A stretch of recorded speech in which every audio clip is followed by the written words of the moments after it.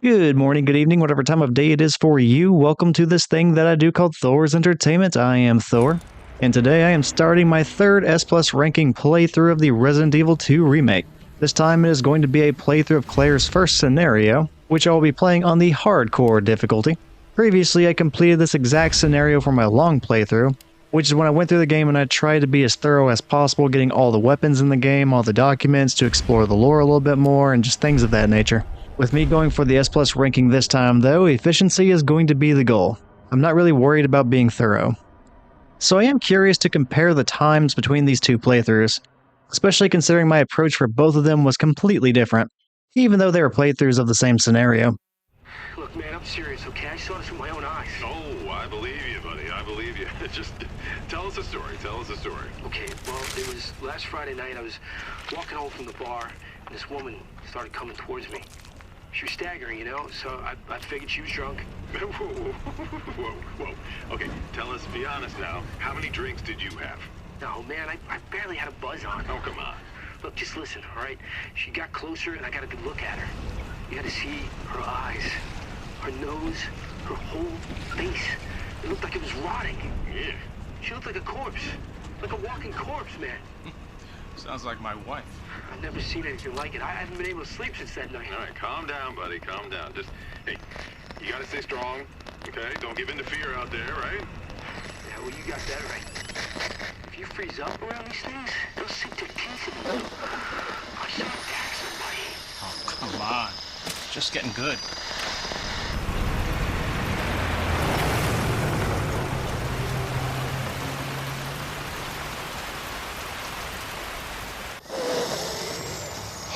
I need some sleep. Oh, shit!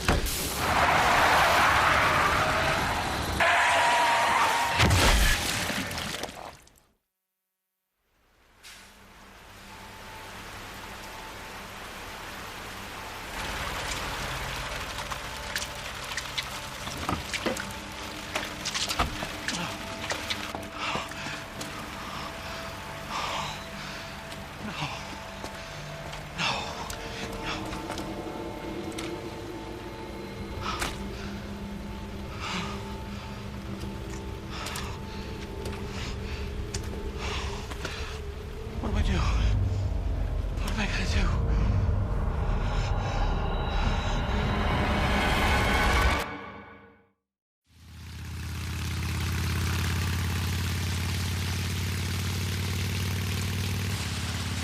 Yeah, I'm almost there. You know me, I'll be fine. Sounds good. I'll be back as soon as I find Chris. I will, but I gotta go. Why does everyone think I'm gonna get in trouble?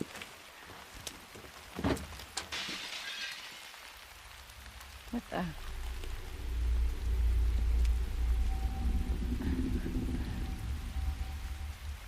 Hello? To meet my goal of getting the S+ ranking on a first scenario, I need to beat the game in under 2.5 hours. Cutscenes do not count against your in-game time, so I can Hello? play those and it will not count against my ranking. Anybody here? I also cannot save more than 3 times the entire game. Any use of infinite ammo firearms disqualifies a person from the S+ ranking upon completion of the game. Dying does not count against you whenever trying to get the S+ ranking, but my personal goal is to try and not die the entire playthrough. With all that set up out of the way, let's go ahead and get started. Are you okay? Wait here. I'll check it out. I don't normally talk during the cutscenes, so I'm going to be silent whenever those are going on, like this one right here. Hold still! Excuse me, is everything okay? Stay back, ma'am. I got this. Get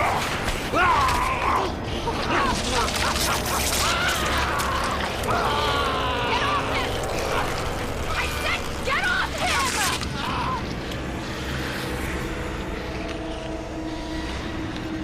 Don't come any closer! We just need to get by this zombie before it stands up like usual. But honestly, I don't know why I was just walking towards him instead of running. And the zombie caught me due to my lack of urgency there. Not the end of the world, though. I just need to get the keys and run by... okay, crap. Wow, okay. I don't think I have ever died in this gas station before. Well, I guess I could just reset the game and only use the footage from my deathless playthrough for this video, but you know what? I'm just going to go ahead and keep that in. I was shooting for this to be a fairly well-executed playthrough, but sometimes things just do not go according to plan. No reason to hide that. So I went ahead and started the game over, but you're not going to have to watch everything over again. I'm just going to pick up the recording of the new playthrough at the same point where I previously died, and then I'm going to keep moving forward from there. Don't come any closer! Now ideally I run by the zombie, I go and grab the key, and then I run against the shelf to avoid the zombie a second time. That way I end up getting through this entire back storage area without taking any damage.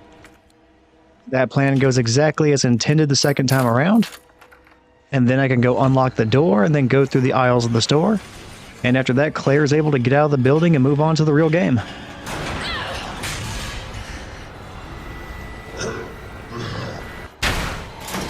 No, don't shoot! Get down!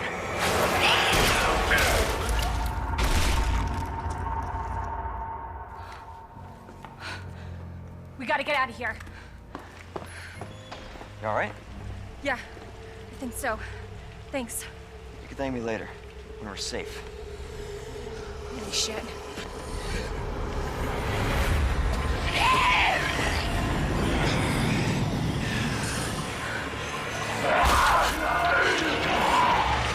Come on!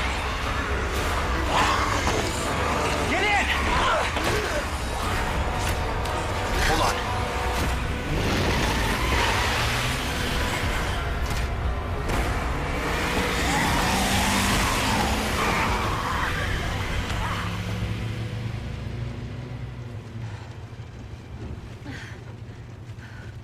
What the hell is going on?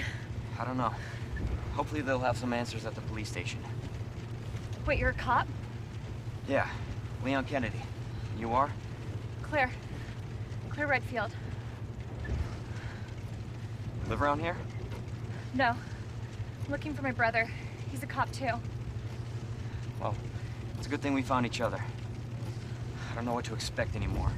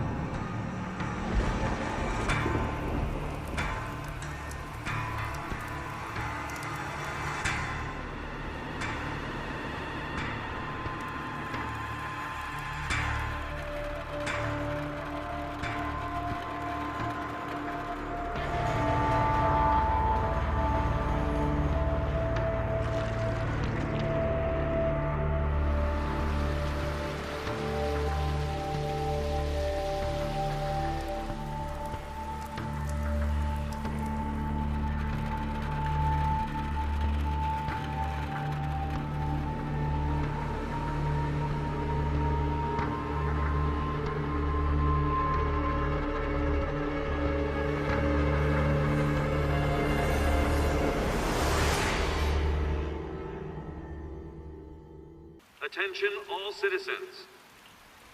Due to the citywide outbreak, you are advised to take shelter at the Raccoon City Police Station. Free food and medical supplies will be provided to everyone in need. Oh my god, this is so unreal. Police station's not much farther. They'll know something. Yeah, but what if we're the only ones? What if there's no No, survivors? there's survivors. It's a big city. There has to be.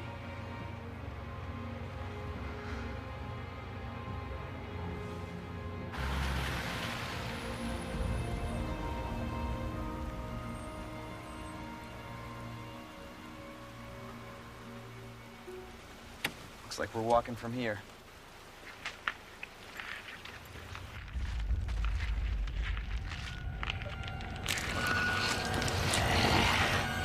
More like running. Yeah, good call.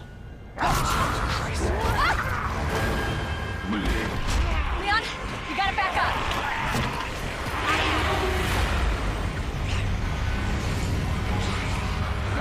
What the?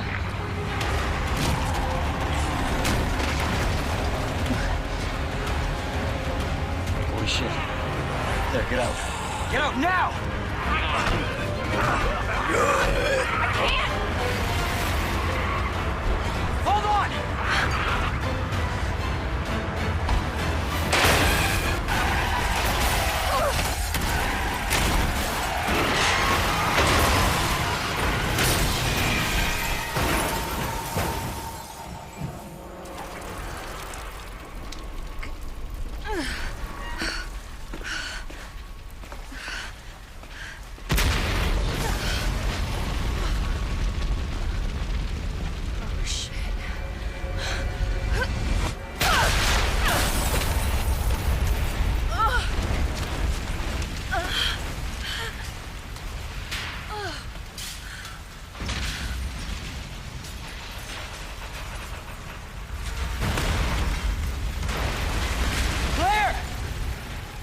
okay?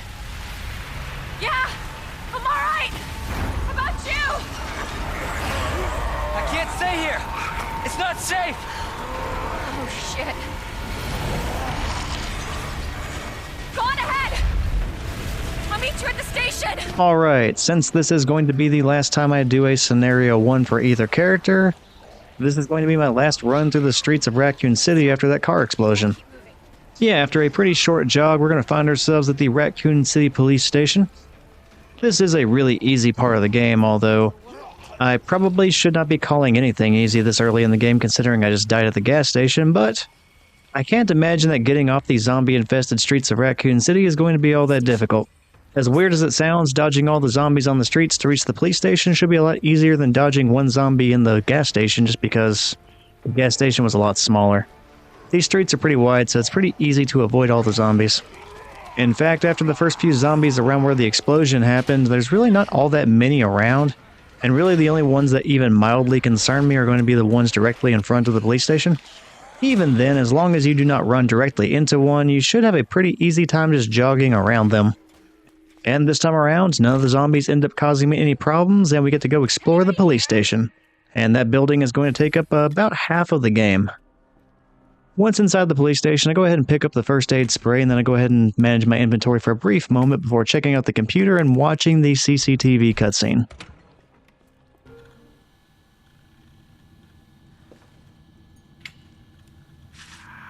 Come on, Chris. Where are you?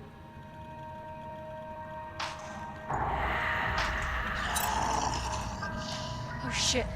They're inside too. David, Marvin, you there? I found a way out. It's in here.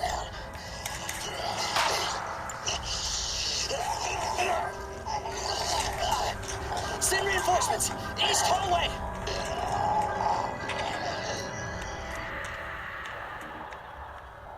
I should help this guy. Now, I did not need to check out the computer and watch that cutscene. It actually wastes a tiny amount of time just running up to the computer. Whenever you enter the police station, the fastest thing you can do is just run immediately to the right, and then you can start crawling underneath the shutter. Where are you?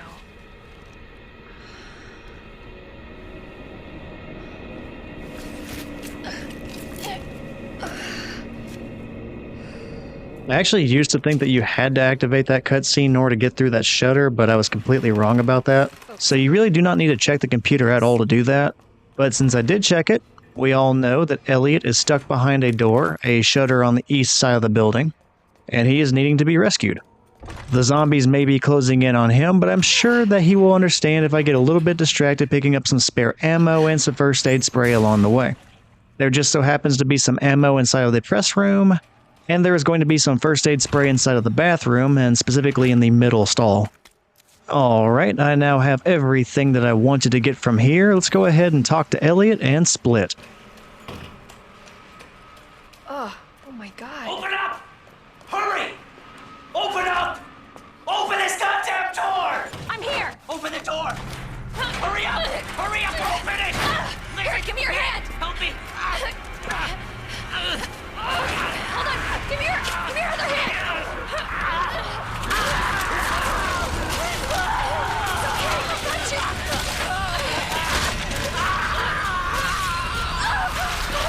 Oh my god!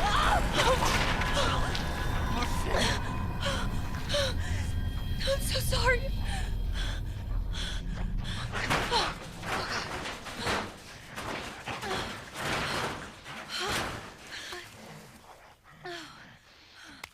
Okay, time to flee from all the zombies flooding in on me. There is a zombie beating on the door, so I want to be running on the right side of the door. That way, whenever it breaks in, I'm just going to be running right by the zombie. Then I run down the hall exactly the same way as before, but zombies broke out of the closet. So I need to hug the right side of the wall, run straight through their formation, and then once I am by them, I cut straight to the entrance hall shutter door to get the hell out of the bloody hallway of doom.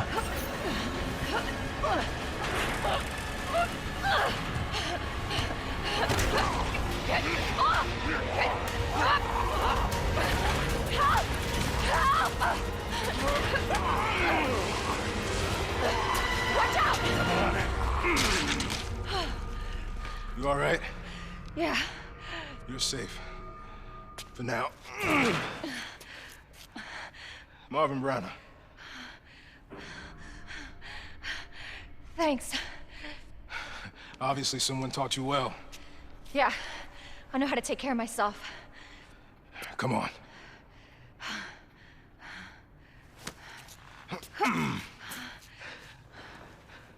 So nobody knows what caused this? There's a lot of theories. But all I know for sure is that this place is crawling with zombies. Yeah, it's on me. Hey, keep that on. Just in case. I'm not gonna be around long. Once I find Chris, we're out of here. You really Chris's sister? Yeah. Why? Did you find something? He's on vacation. Europe, I think. Left weeks ago. Vacation? It's great news. Well, I've got more for you. Looks like there might be a way out through this secret passageway. Good. Hey. Hey, we should probably get you to a hospital. Oh, don't forget about me. I can take care of myself. No. Don't be ridiculous. You're gonna need some help. Listen, Claire. Save yourself. So you can see your brother again. Now, you'll probably need this. No, I'm not taking that. You're gonna... Shh. And be careful. If you see one of those things, no matter who they were, you can't hesitate. Take them out if you can. Or you run.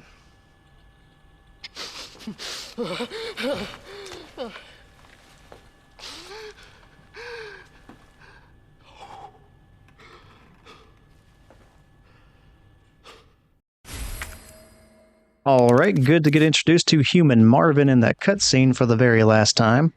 The next and last playthrough I am doing is going to be Leon's second scenario, and whenever doing a second scenario, Marvin is a zombie full-time.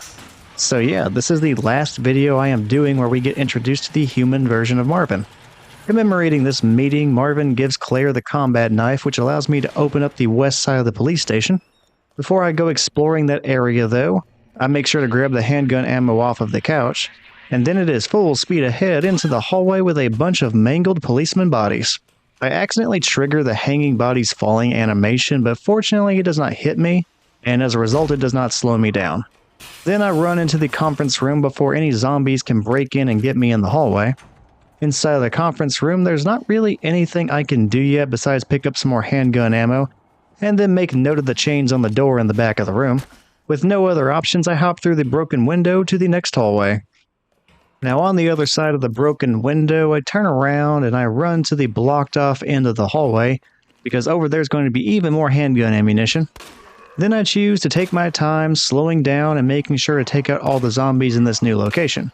It is going to be a heavily traveled area throughout all the police station portions of the game, and I don't really want to be trying to dodge all these undead hazards every single time. So I always start off with the vending machine zombie who is trying to get himself a Kit Kat bar. We give him a break and then we move on to the unconscious zombie on the ground.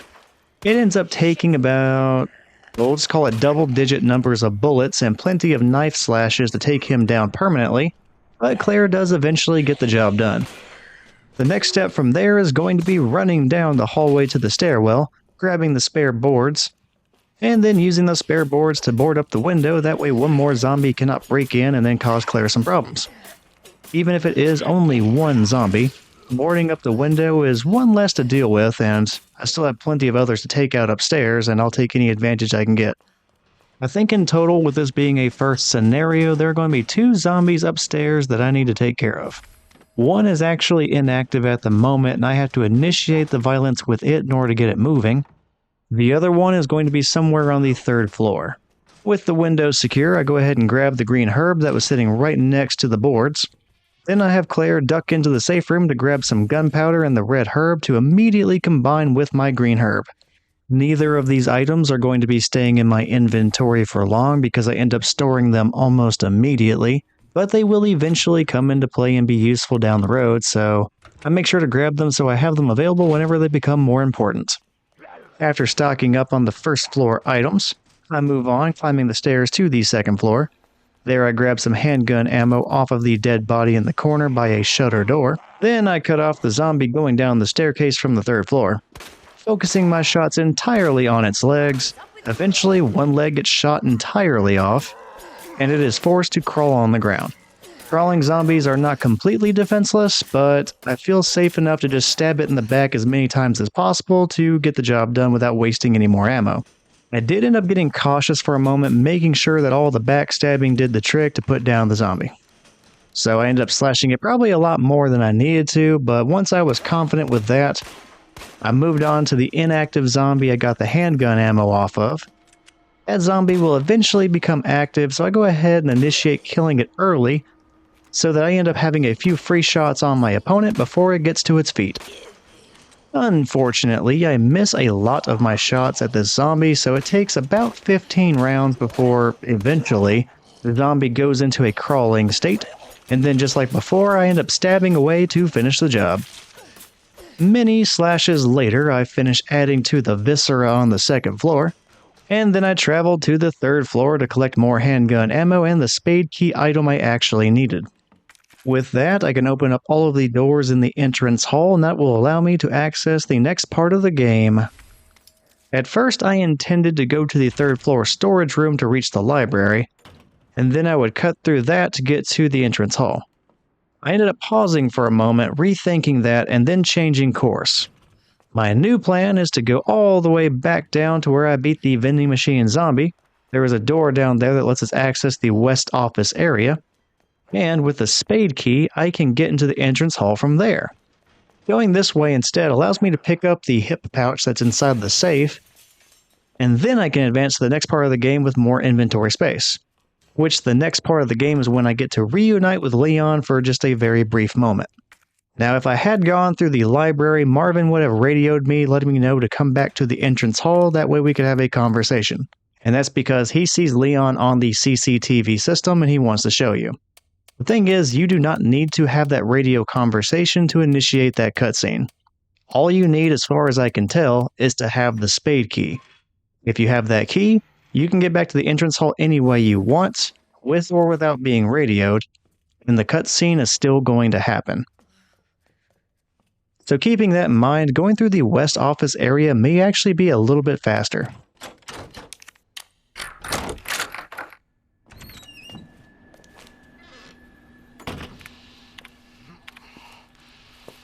There you are. Come here. What is it? Take a look. Oh my god, he made it! You know him? Yeah, it's Leon. Kennedy, I think? The rookie. Thought he looked familiar. You can make it to that courtyard. The 2nd floor, east side. Okay. Thanks, Marvin. I'm on it. Now we have the opportunity to have a brief conversation with Leon before he disappears again, and once we do that, he will not be seen anymore until the very end of the game. I am not in a hurry to see Leon though, so I will just keep him waiting in the rain while I take care of some stuff over here. First, I want the lion medallion inside the lion statue in the back of the room. That statue has a puzzle with a bunch of symbols, and the symbol order is going to be lion, feather, bird. I messed that up a little bit at first, but eventually I put that in, and then the statue gives me the lion medallion. Once I have that in my possession, I go ahead and go down to the goddess statue and I drop that off. The goddess statue is in the center of the room. That will initiate opening the secret passageway. That's going to be one of the last things I do before I leave. Before that, though, I do look around the entrance hall and I end up picking up some more handgun ammunition. In order to make some more inventory space, I want to get rid of the Spade Key as soon as possible, so I go ahead and I unlock all the doors that require that item before I leave. The most unnecessary thing that I end up doing before I leave the entrance hall is open up the safe in the 2nd floor waiting room. That is hidden underneath the desk, and whenever you do put the combination in for that safe, inside of it is going to be an upgrade for a weapon, but it's a weapon I do not even have yet. So there's no real reason to pick it up right now, if ever.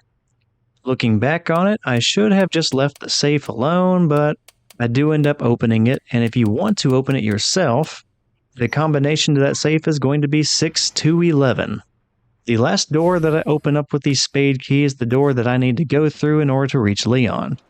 So I saved that door for last on purpose. It is worth noting that all the doors that need that key are connected to the entrance hall, so it is a pretty fast process to unlock them. Beyond the last Spade Key door, I collect some boards, I get a green herb, and I also pick up a weapons locker key that I will be using to get the grenade launcher. Now that I have knocked all of that out, let's go ahead and finally say hello and goodbye to Leon. Oh, and it will probably also be important to look towards the sky for any sort of falling debris. Actually, falling debris sounds a lot smaller than what will really be hitting the police station, so I guess just keep looking up and try to avoid anything from crashing into you. I am sure that Claire has got this. Hey! Claire? Leon! I'll be right there!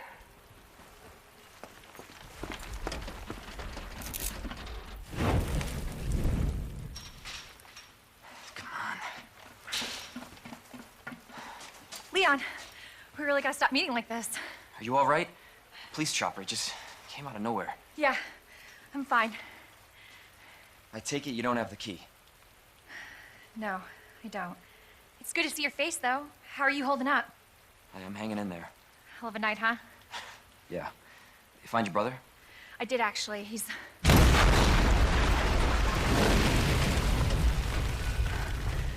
Just when you think it can't get any worse. Leon, you should get going. Don't worry about me. Just get yourself to safety. No, Leon, seriously, they're getting through the fence. Please, just go. We're gonna make it. Both of us. Okay, the cutscene is over. There are boards, there's ammo, there are bolt cutters, all that's around me, so I'll go ahead and pick up all of those. And to go ahead and put the bolt cutters in my first available slot, that way I can button mash my way through the menu and get through that text as quickly as possible when trying to break through the chains. There are going to be 2 sets of chains between me and the east office area, so we get through that very quickly, and once I'm inside the office, I prioritize getting the flash grenade off of the desk. Then I end up boarding up the window, so I have one less zombie bearing down on me. There are going to be quite a few, so I will reduce them any way that I can. I am going to be facing a little bit of an inventory space problem here because I do not have a whole lot of spaces and I need to pick up a few different items in here. That leads to me tossing away the combat knife because, well, it's nearly broken and I just need more room. From there, the goal is to safely get around the desks. That way I can grab the fuse at the very end. I end up picking up some handgun ammo before I start that process. Then I try luring the zombie to one side of the desks, that way I can easily get by it. Unfortunately, the zombie course corrects and cuts me off, so I have to shoot it in the legs to stun it. Then I end up grabbing the fuse like I wanted before ducking into the sectioned off office.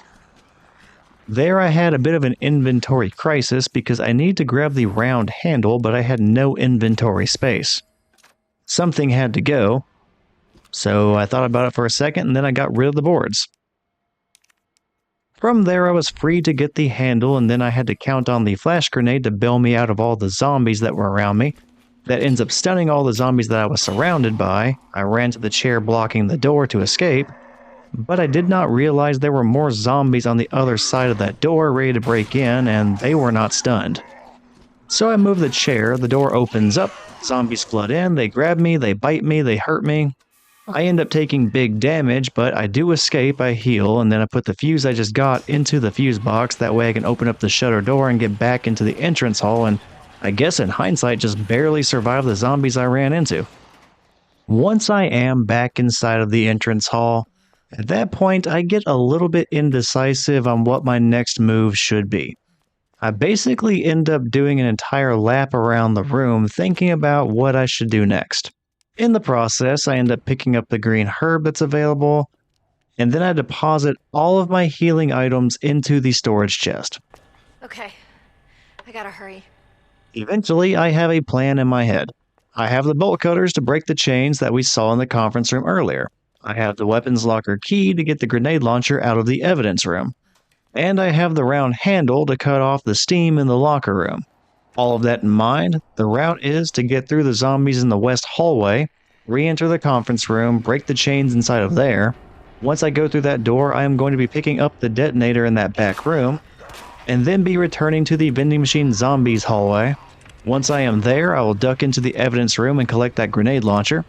Then all I have to do is go all the way up the stairs to the second floor. With the round handle, I can kill the steam in the locker room and then press on to the newly opened up STARS office hallway. And once I do all of that, I get to go explore that office and pick up a bunch of new items. I got by all the zombies, damageless to get the detonator, and then I was free to get rid of the bolt cutters. In the same back room as the detonator, I ended up grabbing a green herb and a flash grenade. That's all I wanted from there, so I returned to the vending machine zombies hallway. As planned, I go ahead and go grab the grenade launcher and its flame rounds ammunition. All of that again is inside the evidence room, but I also make use of the evidence room keypad to get some handgun ammunition out of the locker 109.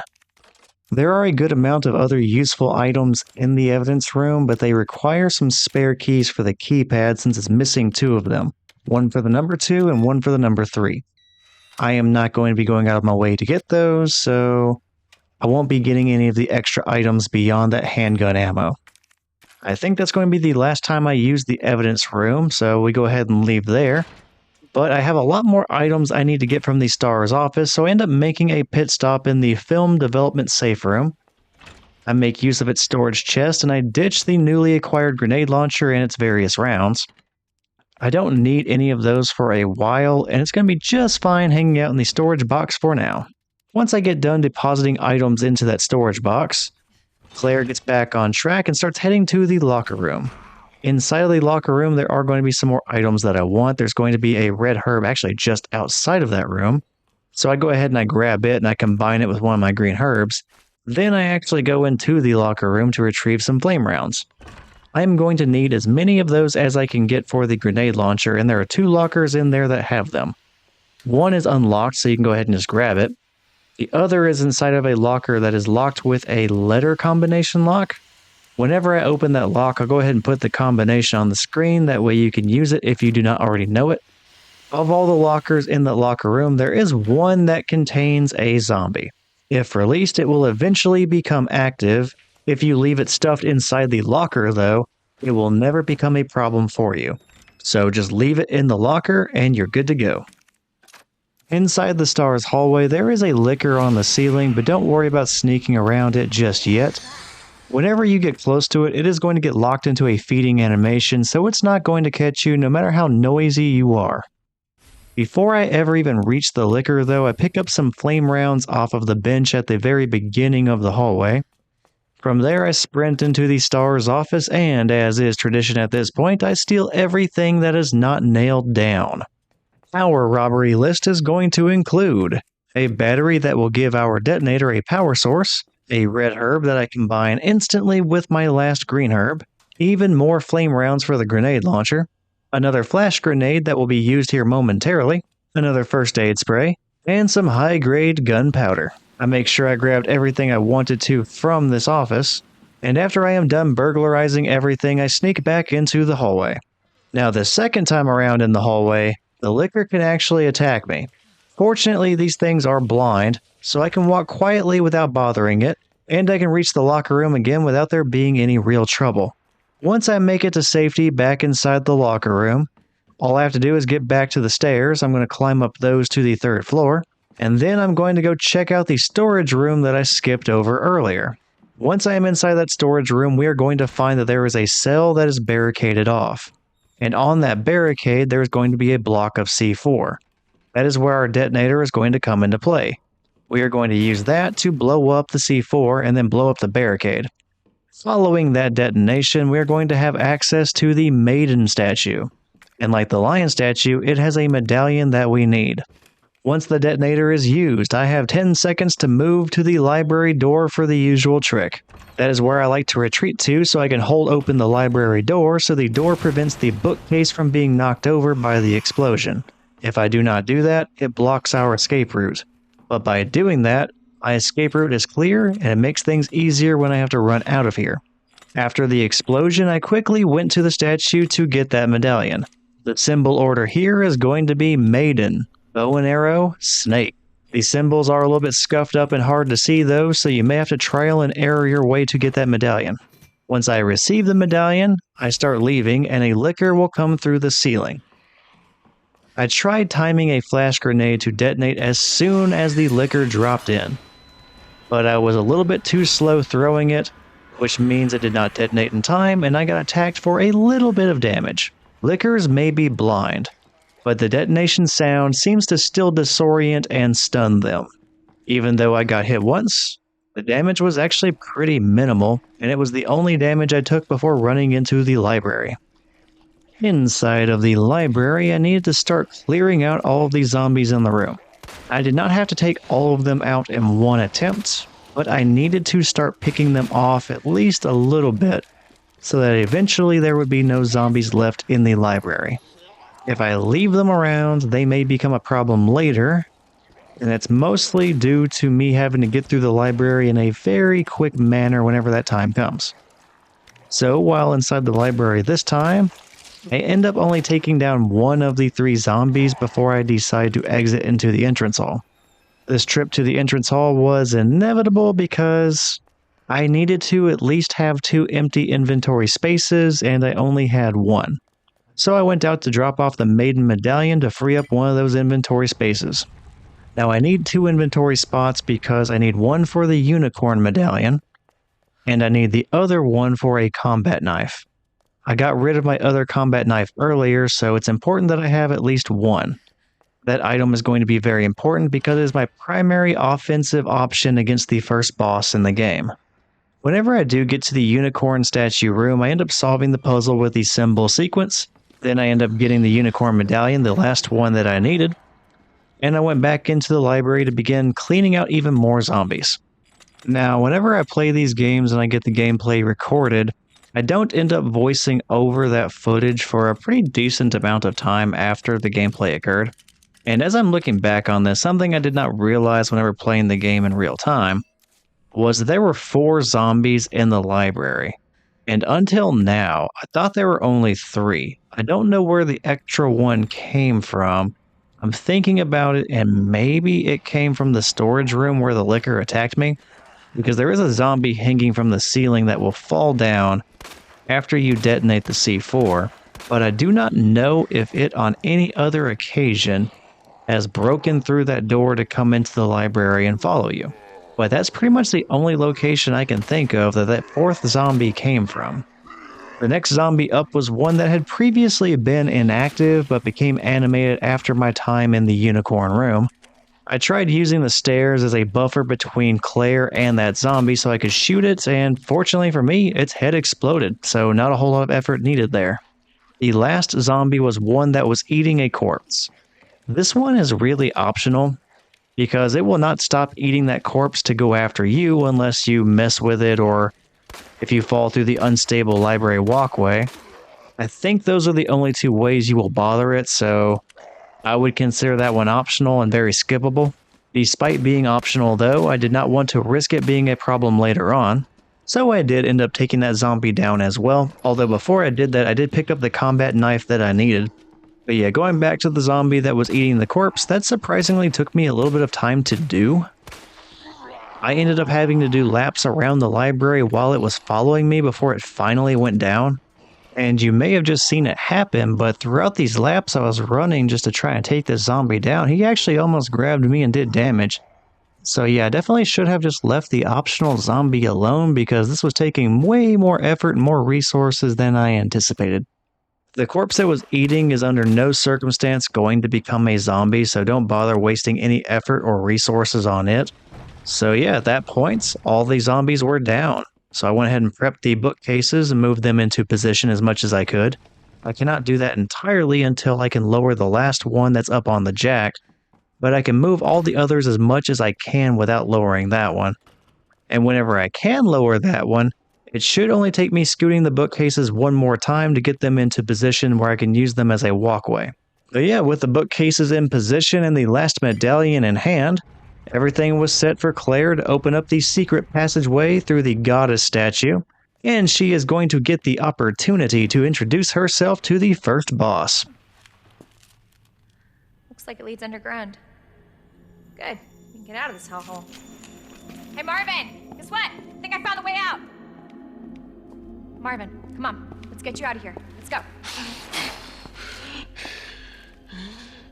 Are you okay? Oh, no. Just go. Save yourself. Come on. It's bad. We gotta get you to hospital Please, now. Claire. We both know how this is going to end. Get out of the city. We can't just leave you here. Claire, please, go. Do this for me.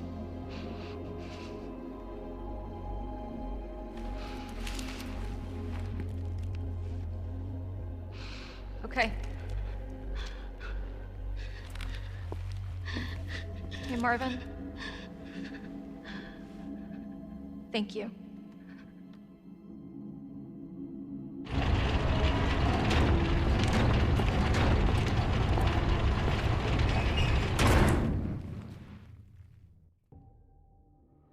Inside the passageway office, I grab the flame rounds, and then I prepare my inventory for the big fight.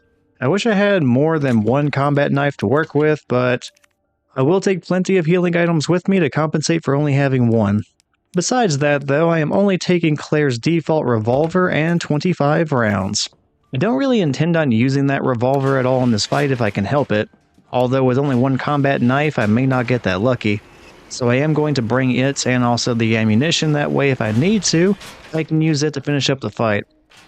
I'll skip the hand grenade at the bottom of the stairs and just initiate the fight. And on that note, hello, Birkin family. Hello? Hello?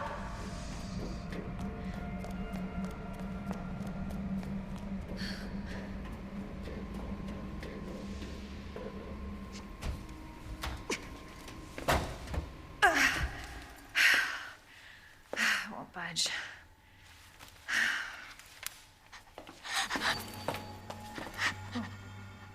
Hello? Hey. It's okay. I won't hurt you, I promise. Do you need help? Here, you can take my hand.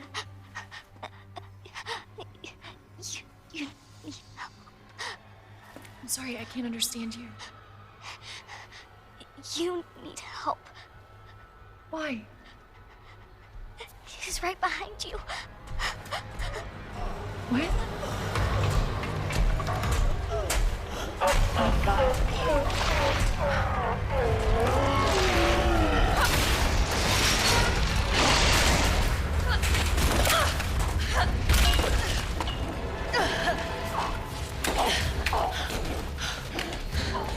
You gotta be kidding me.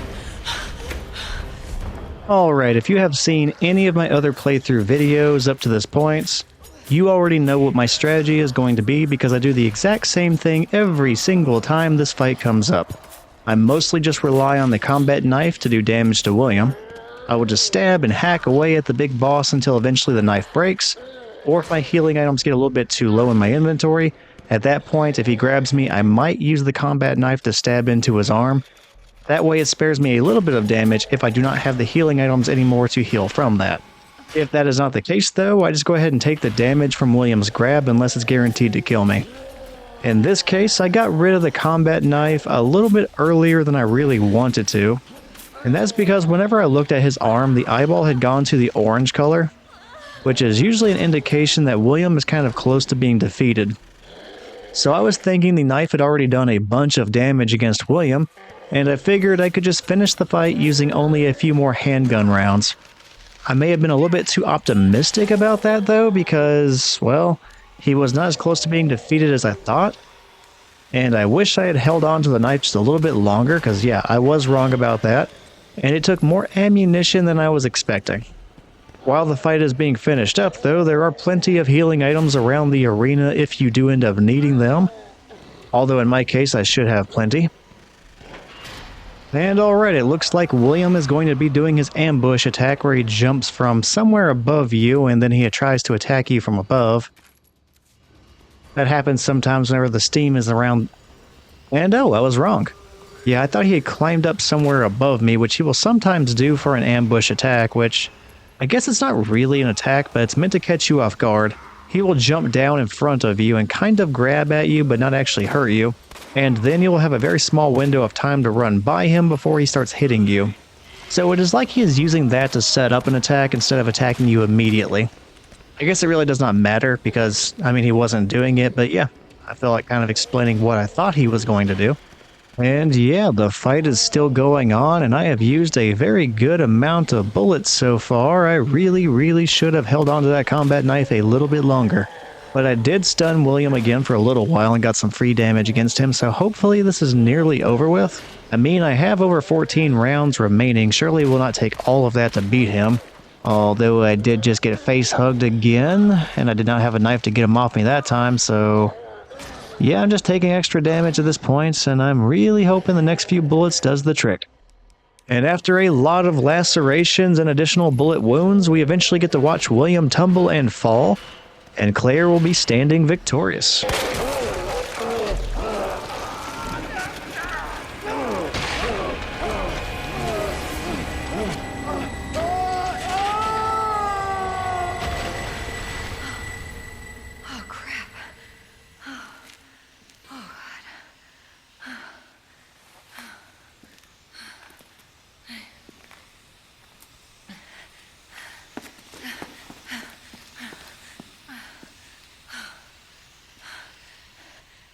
Hey, little girl.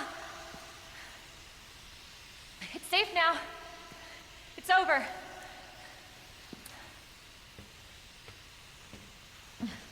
Are you sure?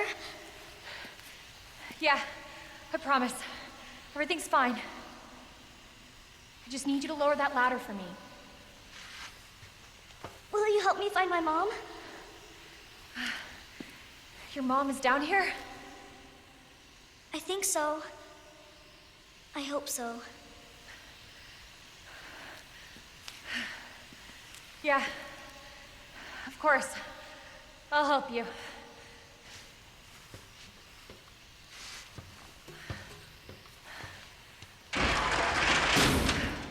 Alright, now that William has fallen into the great unknown below, I go around the arena and I pick up all the remaining items.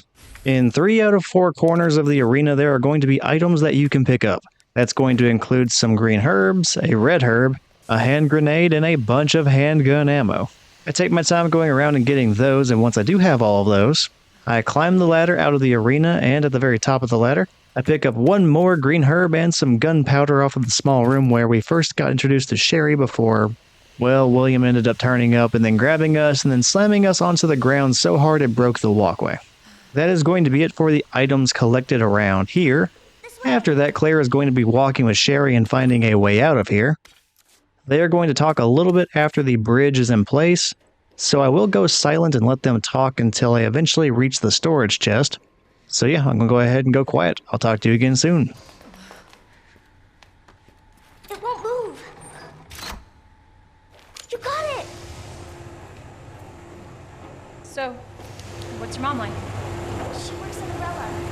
She's making an important medicine. Umbrella? That big pharmaceutical company? My mom's always at work. I don't get to see her much. Well, hopefully you'll get to see her again soon.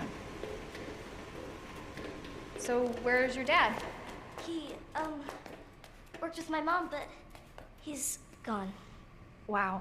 Both of mine. Actually, now that I think about it, there are 2 cutscenes coming up right after this as well once we climb that ladder. So I guess I'm going to be going silent until those are over as well. So yeah, enjoy the show and I'll be back whenever those are over. They're gone. It's just me and my brother. Oh, I'm sorry. Don't be. It means we've got something in common, and that's a good thing, right?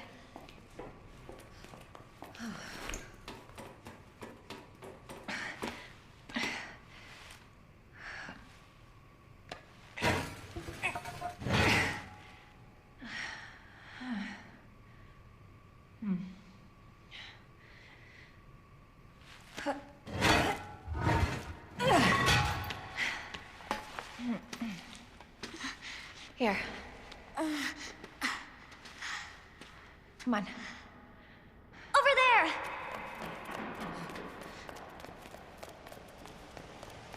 It's closed. Damn it. Need a key card. Hold on. Here, come out.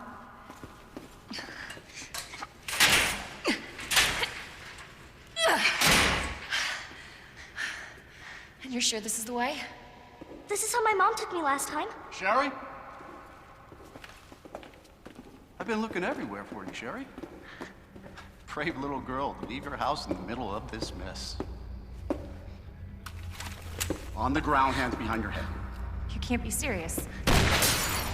On the ground, now. Sherry, tie her hands. Why are you doing this? Shut up. Tie her. Okay then. You tie her up now, or she dies.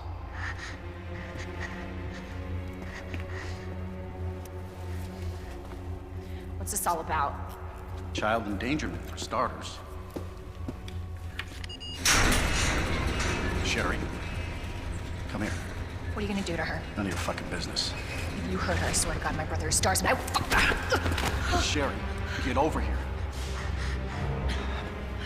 What's your name?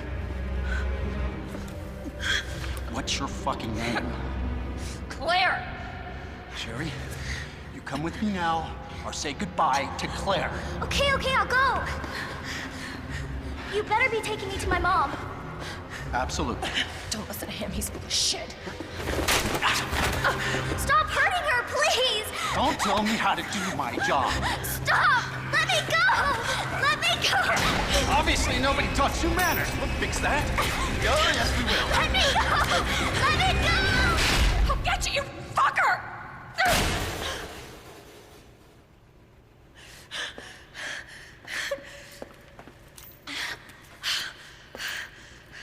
Stay safe, Sherry.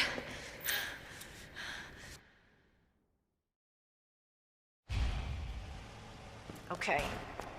Key card first. Then that asshole gets what's coming to him. And alright, now I need to go find a key card to get us out of the parking garage. And we need to find a way back into the police station in order to find that item. On the way to do that, I end up making a pit stop into the firing range. Inside of there, I can grab a lockbox, which is going to be useful in a moment.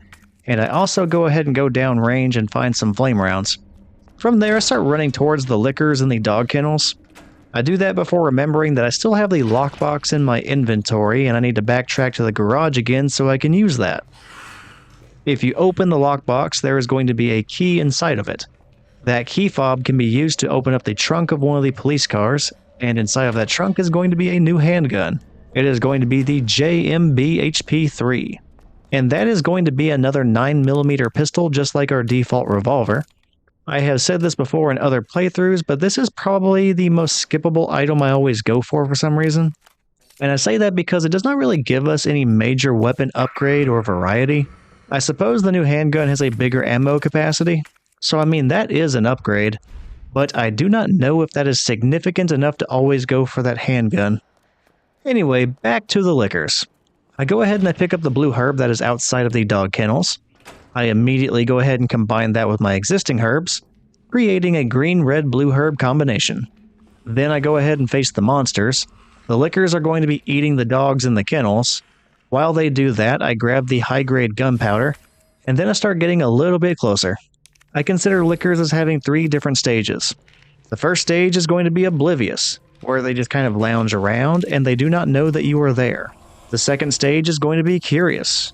That is where they start moving around and investigating if something is there. And then there is the third stage, furious. That is when they know that you are there and they are actively going to try and kill you. If everything goes according to plan by sneaking out of the dog kennels, I should only put the liquors into the curious stage. So even though they will be investigating a little bit, I can get through there without being in any real danger. Next up is going to be the morgue, where we are going to find 2 optional items and 1 very important key item. The key item is going to be the diamond key, which we need to get back into the police station. I go ahead and kill the inactive zombie by the morgue door before collecting the items. That zombie will get up once I have the diamond key and I try to leave. There's also going to be another zombie on one of these slabs, and it gets up as well whenever we go for that key.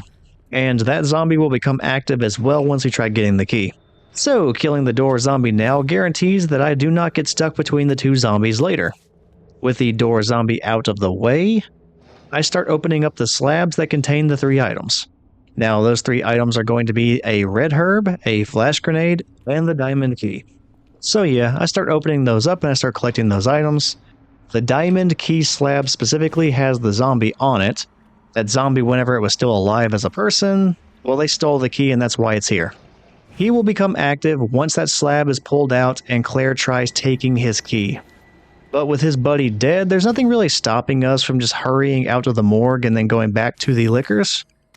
Now, I end up playing it a little bit too safe, and I try killing the zombie. The reason for that is I kind of forgot that I was playing as Claire, so I kind of had my Leon brain going on, and if I were Leon, there would be more stuff around here that I would need to get, more to do in this area, and I would want to kill that zombie if he woke up, so that it would not eventually become an obstacle for me once it broke out of the morgue. But I am playing as Claire, so I could have just left the zombie behind and not bothered with him at all, and I made that realization whenever I got to the shuttered door and I realized I do not have the crank I need to open that up because I am not playing as Leon, and that item is exclusive to Leon. Then the zombie catches up to me and I end up wasting a bunch of ammo, and I even end up wasting the flash grenade. That is a pretty bad screw up, but it's not going to be the end of the world. Oh, speaking of screw ups, I also mess up whenever I go back through the liquors. This time I am not able to sneak through them without being found. They both go into the furious mode and I take a bunch of damage. In fact, I think they hit me 3 times while I tried to escape. I got hit twice whenever I was in the dog kennels, and then I forgot about the liquor that spawns in the hallway. So I was running towards it, which immediately got its attention, so it pinned me down and then slashed me. So that damage ends up adding a green, red, blue herb to the items that I wasted in this area. That is a pretty bad mismanagement of resources, but I mean, I'm alive, so I will make it work. I consider healing again immediately after the liquor pinned me down and slashed at me, but I elect not to do that because I can take a little bit more damage and I'm sure at some point something else is going to hit me, and if I'm going to fully heal myself, it'd make more sense to do it then. But whenever going through the dog kennels the first time around, you will only see 2 liquors in the actual dog kennel area. However, whenever you backtrack through there, that additional liquor will pop up in the hallway, and that's going to get in your way whenever you try going back to the parking garage. It is meant to catch you off guard. If you get overconfident trying to get away from the 2 liquors in the dog kennels, thinking those were the only ones, well, you're going to get hurt just like I did. Moving on from that near disaster, I go back to the parking garage and into the elevator hallway. And that is where I use the diamond key to enter the elevator control room. I restore its power, I pick up the blue herb to immediately make a new green, red, blue herb combo, and then I grab the shoulder stock upgrade for the grenade launcher. After stealing all of that, I took the elevator up to the walkway that leads to Chief Iron's office. I picked up the green herb on that path, and then I entered the office, which is a safe room. So I go ahead and make use of its storage chest. I use that to apply the upgrade to the grenade launcher, and then I store everything I had with the exception of the new handgun, its ammo, and 1 green herb. I am about to be collecting a bunch of stuff around the police station, so I'm going to need all the inventory space that I can free up. I am almost done with the storage box. Then I'm going to be going after the first of the many items that I need. In a side room within Chief Iron's office, we will find a cell that is locked. Near that is going to be a strange picture frame that, whenever we examine it, secretly contains the heart key. With that, we can further explore new parts of the police station. Going back to the office's cell that we saw, secured inside of it is going to be a parking garage badge, which we need. So we know eventually we are going to need to do something, or at least come back to this area to the cell and eventually open it up. To open up the cell, we need to do some restoring of operability to the electrical panel that's right next to it. Actually, I think it's attached to it. But yeah, that electrical panel is going to require 2 additional parts that are missing right now, and those 2 parts are spread throughout the police station. We need to go find those in order to fix it. One of those parts is going to be in the 3rd floor storage room here on the east side of the building. The other part is going to be in the Clocktower, which is on the 3rd floor on the west side of the building. In this playthrough, I prioritize going to get the panel part that is in the 3rd floor storage room on the east side of the building.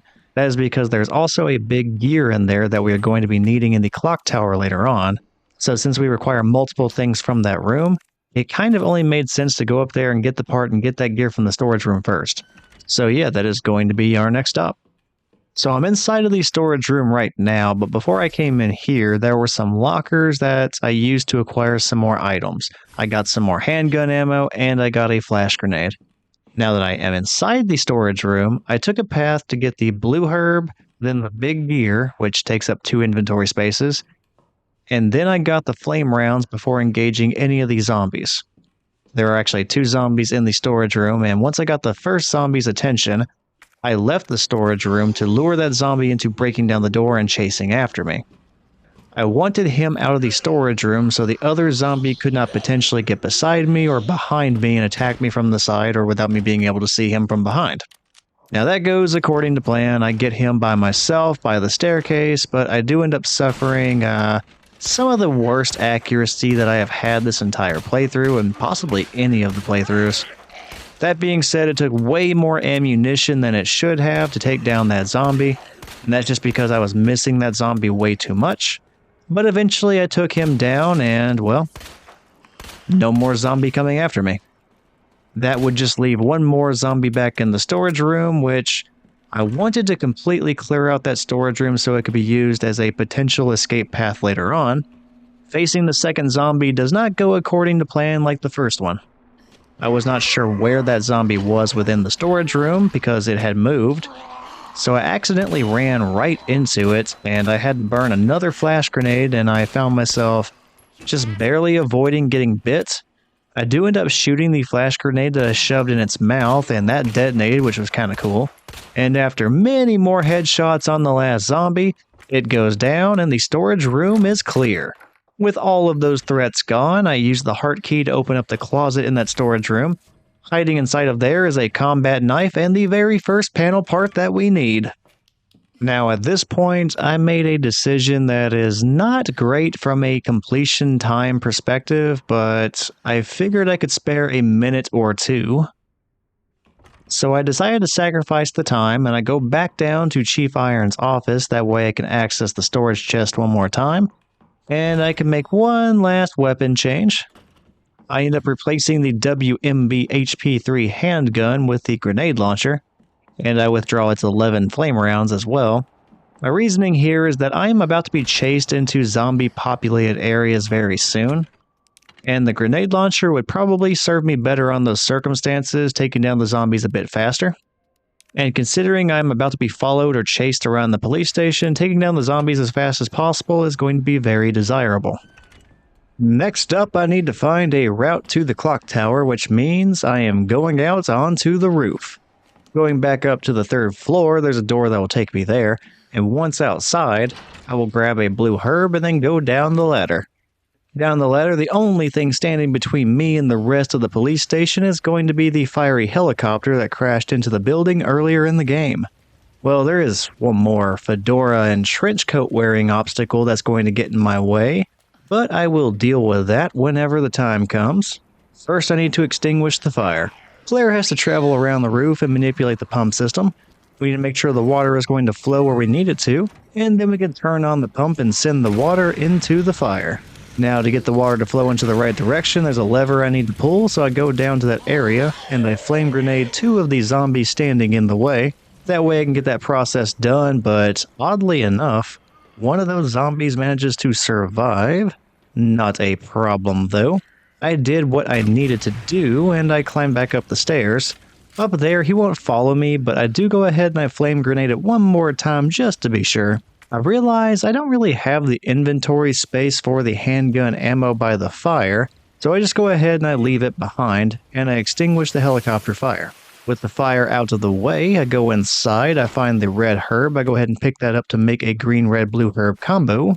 And no more stalling, let's go ahead and say hi to the man in black himself, Mr. X. Jesus, stay back! This is going to be the same drill as always. I lure Mr. X onto the roof. After he follows me out there, and after he comes after me, I use the open area to run around him so he is no longer blocking my path. Then I can run back into the hallway and evade him as I return to the entrance hall.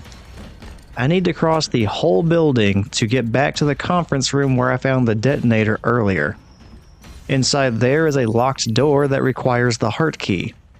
I need to get inside that locked records room because inside there is going to be another key item, which is a jack handle. I need that jack handle to lower the last of the bookcases in the library, the bookcases I was prepping earlier. Once lowered, I can then move all the bookcases at one time to the right, and then they'll be in position for me to walk on top of them as a platform to get to the clock tower.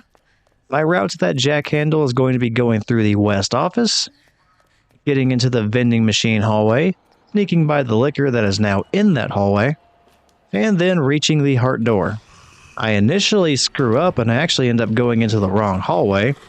That is because, yet again, I have my Leon brain inside my head, and I think I need to go into that hallway because Leon requires a different key to go through a different door to get to that room, which happens to be in that hallway. I was mixing up my playthroughs, and I fortunately did end up catching that before Mr. X could catch up to me, so he does not end up putting me off and punching me in the face. I avoid disaster and manage to sneak my way to the jack handle unharmed.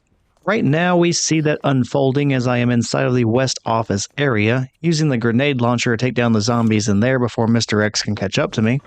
So we'll not have to worry about the zombies in here anymore, but there is still a liquor in the hallway, so I'm going to have to slow down and very slowly walk my way to the door I need to unlock. Otherwise, that liquor might cause some problems and, try to kill me, and then allow Mr. X to catch up to me. Okay, there's the jack handle that I need. Although I had to toss away my combat knife to make room for the jack handle, cutting it a little bit close with the inventory here. Now, all that sneaking around and taking the wrong direction at one point did allow Mr. X to catch up to me, so he ends up punching me in the face after all, which is a near-death experience. That all happened as I tried leaving the records room. I heal immediately with a green-red-blue herb combo, so even though I end up getting hit immediately after that, I survive and also take way less damage because that herb combination gives me temporary damage resistance. So any hit that I take for a little while is going to hurt just a little bit less. I retreated back the way I came to reach the entrance hall one more time. I went up the stairs to start working on the bookcases in the library. In the process, I got a pretty good lead away from Mr. X. So when I did make it to the library, I was free of the zombies. And I also had a comfortable amount of time to get the bookcases into position before Mr. X could catch up to me. As a result, I get the bookcases exactly where they need to be, and they can now act as a walkway, and I should be able to reach the clock tower. Now you may notice that within the library there is another walkway that will lead to the same door. Ignore that walkway, it is a trap. That walkway is unstable and will break if you stand on it. So no matter what, you have to use the bookcases. Before I entered the clock tower, I used one flame grenade on the zombie by the door, and once I was inside the clock tower, Mr. X cannot follow me in here, so I go ahead and I start rearranging the gears. To solve the gear sequence, you need to put the big gear in the device on the first level by the door. That will lower some stairs, and after that I go ahead and get the big gear back. I climb up the stairs to the second level, and then I continue up to the third level. Up there is going to be another device. I go ahead and take the small gear from it, and I replace it with the big gear. After the switcheroo, I descend down to the second level one more time. There is going to be another device on that level as well, since there is one on every single level. I need to locate that, and whenever I do find it, at that point I can put the small gear in there. The clock will activate, and things get very Liberty Bell from there, because it ends up breaking as it rings, and it also falls and knocks over the panel part, so I can go collect that whenever I am ready.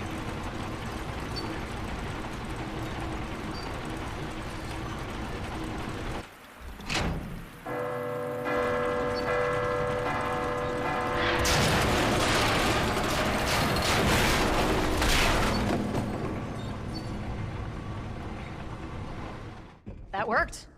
So I can go collect it whenever I'm ready, but before I do that, I take a quick detour down a hall in the back of the clock tower. At the very end of that hall is going to be a large package of the standard gunpowder. That should come in handy later whenever I need to make some acid rounds. Having collected that, I go ahead and backtrack all the way back to the bell so I can collect the panel part. And then I managed to win everybody's favorite guessing game, is Mr. X on the other side of this door? The answer was no, he was not there, and I used a flame grenade on the very last zombie in my way. And with that zombie out of the way, I had a clear path back to the east side storage room, and I could safely get back to Chief Iron's office from there. Now, Mr. X ends up not being all that far behind me, though, so I cannot be too slow about this. Even if I did not know exactly where he was, Mr. X should not be anywhere on the east side of the building. That's because the storage room was locked, and the shutter cannot be opened whenever you play as Claire. Mr. X really does not have a way to get to that side of the building unless maybe he backtracks to the roof, or maybe he can break through some walls in a way that I am not aware of.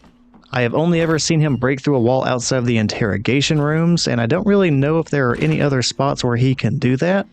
So yeah, it is unlikely to run into Mr. X when retreating back to the east side of the building as Claire.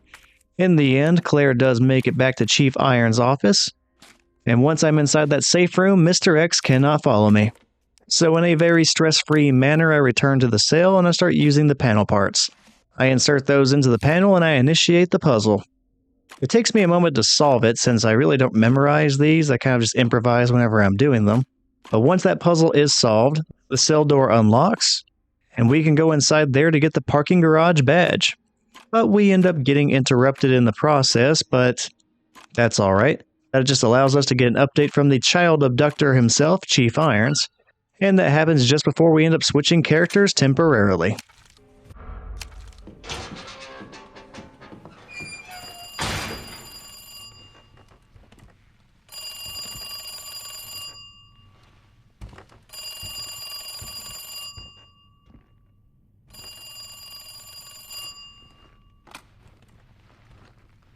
Hello? Good to see you again, Claire. We've got unfinished business. Where's that? In the neighborhood. You'll find it. Sherry all right? For now. I swear, you bastard, if you hurt her...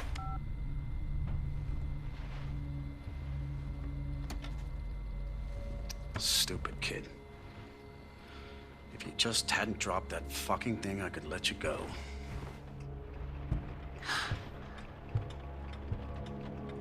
Don't worry, Sherry. It'll be all over soon.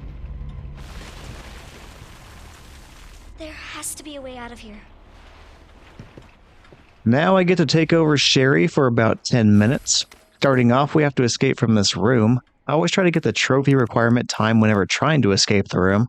You would get an achievement for escaping in less than 60 seconds. I have already pulled that off, so I'm not going to get an achievement, but I'm still going to shoot for that time anyway. I think my best recorded time for one of these videos was 51 seconds. I would like to beat that this time in my final Claire playthrough, but unfortunately that is not going to happen. I end up going just a little bit too slow whenever doing the block puzzle. So by the time I get the scissors and cut my way through the cardboard patch over on the wall, I clock in at about 56 seconds. That would still be trophy worthy if I still needed to get it, but it definitely is not my best time. At least I can say every single Claire playthrough, I managed to clock in under 60 seconds. So I guess I will take that. And now on to the rest of the orphanage. Sherry does not get any weapons whenever going through this place.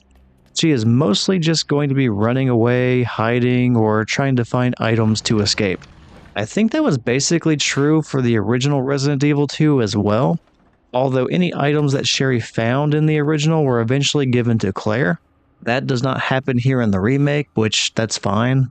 Sherry does not find anything that would be useful to Claire anyway. You know, even though neither version of Sherry can carry a weapon, I do remember a buddy of mine whenever I was a kid.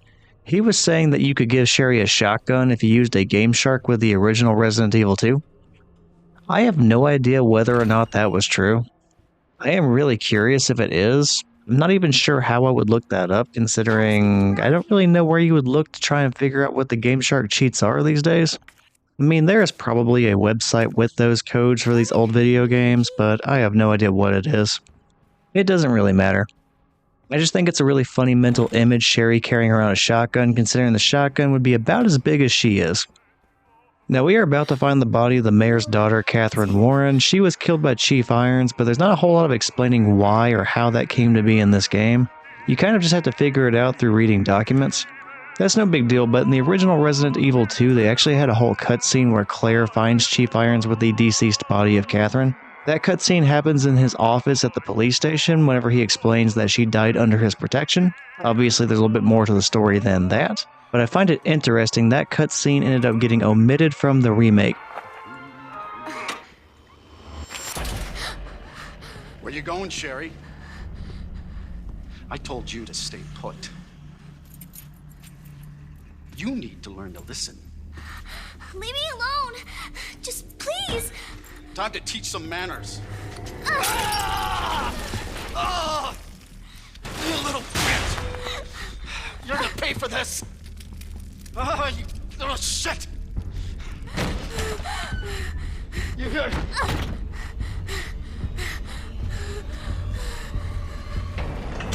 Alright, now begins the run and hide sequence for Sherry. Even with half of his face melted off, there is no way for Sherry to fight and win against Chief Irons. Instead, we need to go backtracking through the orphanage. First, we ended up seeing the deceased and taxidermied body of Catherine Warren. Then I end up cutting through the opening lobby area for the orphanage, going upstairs and making my way to the nursery. Now the nursery is going to be dark and it has plenty of shelves, cribs, and other junk laying around, so that's going to be the best spot to try and hide and get around Chief Irons. So the nursery is going to have 4 locations that are important for me to go undetected. I guess I'll call them point A, B, C, and D. Point A is where I'm at now with these shelves that create a circular path around them. Eventually Chief Irons enters the room, locks the door, and we need to crouch down behind these shelves opposite Chief Irons and remain opposite him so he does not see Sherry. He'll start circling the shelves and we have to remain on the opposite side. Eventually Chief Irons is going to go to the back of the room. Back there he's going to move some sort of an obstacle, and that's where point B is going to be next. We just have to wait for Chief Irons to move again. Which eventually he does. He goes back to the door he locked and he ends up hitting his leg in some way. And he's going to be like, God damn it. Whenever you hear that, that's your cue to move to point B.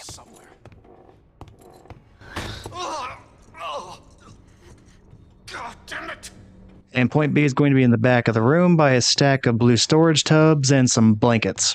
Next up, Chief Irons is going to check out point A again. We're going to be watching him and we're waiting for the moment his flashlight starts shining around the shelves at point A. Whenever you see that flashlight pointed in that direction, it's time to go to point C at the end of the row of tables. Now I continue to watch Irons at point A, and eventually he's going to shine his flashlight at point D, which is going to be a desk against the wall nearby the bathroom. Now after he moves his light away from that desk, Sherry needs to sneak up to that desk and hide behind it. And then we just wait. Eventually Chief Irons is going to be in too much pain to keep looking around, and he's going to run to the bathroom to try washing off his face. He has to unlock the bathroom door first so he can go inside, and he leaves his key inside the doorknob. That's our chance to go get the keys while his back is turned. I don't know if sprinting or walking too quickly alerts him before you get to the keys, so I just go ahead and creep up and then I manage to grab the keys. Then we can just sprint our way out of the nursery, but we're not going to be able to do that without getting noticed. No matter though, Chief Irons is old and he's probably out of shape. Sherry can probably outrun him to the front door. With the keys in hand, getting the door unlocked should not be too much of an obstacle, but then again that would just be way too simple. Somehow, Chief Irons managed to lock himself inside the orphanage using chains on the outside of the building. Nice try, Sherry. Sherry ends up finding that, and that just leaves us with one last path to go to. Sherry is going to have to run all the way back to the room where we first saw the keys and where we found the body of Catherine Warren. And from there, well, all we can do is hope for the best. Get over here, you little bitch.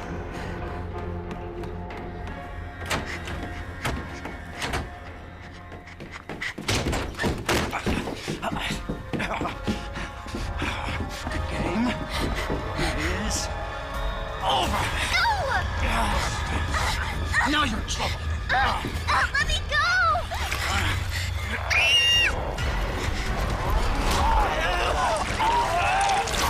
stop!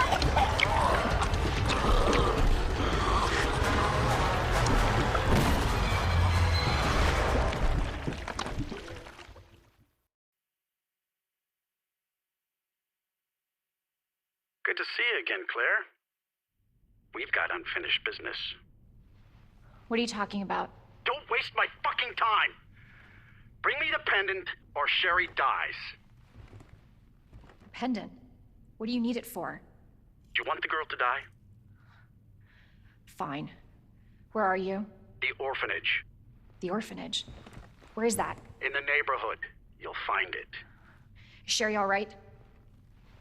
For now. I swear, you bastard, if you hurt her...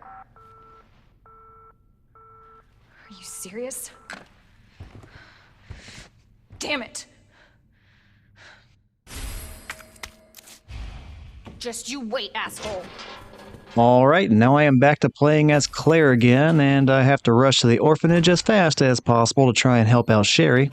Despite the text saying that this is 30 minutes before Sherry and Chief Irons were found by William, it is going to take me less than 5 minutes to get Claire to the orphanage. And whenever Claire does arrive, William's attack on Chief Irons is already over. So the game assumes it is going to take me half an hour to get there, massively overestimating the amount of time it actually is going to take. Before starting my 5-minute run across the neighborhood, I save for the very first time in this playthrough. I'll have 2 saves left. Normally I would like to save for the very first time once I reach the sewers, but I have been forced to heal more than I would like to up to this point, so I was feeling a little bit nervous. I did not want to reset the game again, especially after already dying once in the gas station earlier.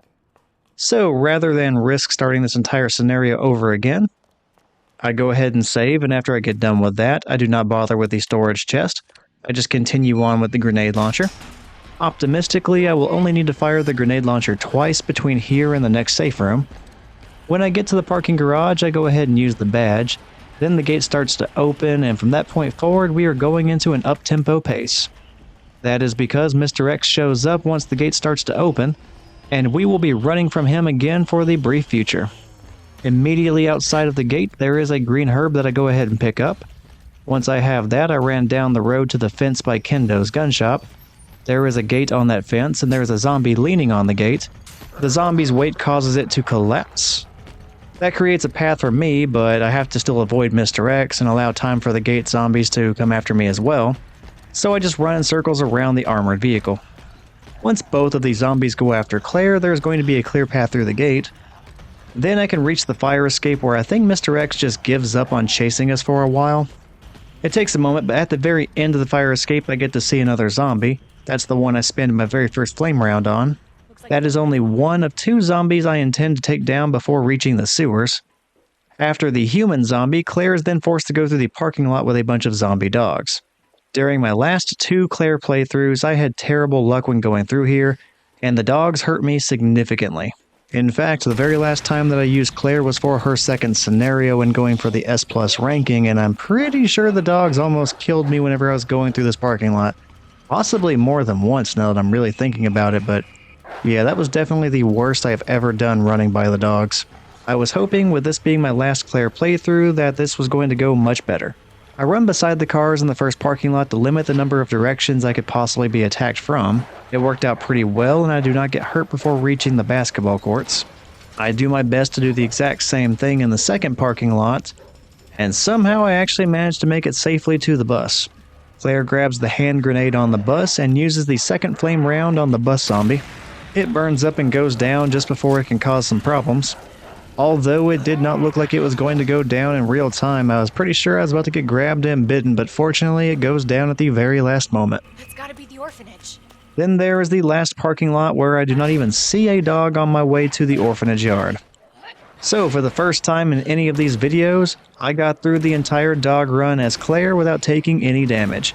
That is by far the best luck I have had in any of these Claire videos. And that is a pretty good way to finish the last time I'm going to be playing as her. Now let's go see how Chief Irons gets the chest burster treatment one more time. Hello? I have the pendant!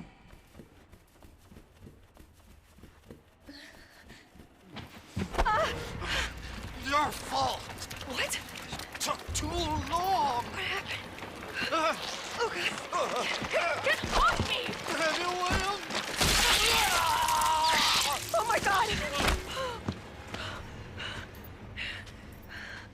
Jesus Christ! Alright, time to go say hello to Catherine Warren. Hi, Catherine. Bye, Catherine. Now I need to go down this hatch in order to go find Sherry. She is going to be at the very bottom and down the stairs. Whenever we do see her, shortly after that, Mr. X is going to show up and start chasing us again. Sherry! Where are you? That is going to be for the very last time, though. Claire! Sherry! I'll be right there! So let's enjoy the run, and then we get to watch him get half of the Elliot treatment. Go, go, go! Claire! It's behind you! Don't stop! Hurry! Keep going! Sherry, come on!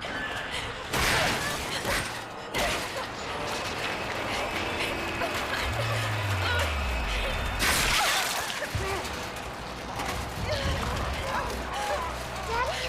What'd you say?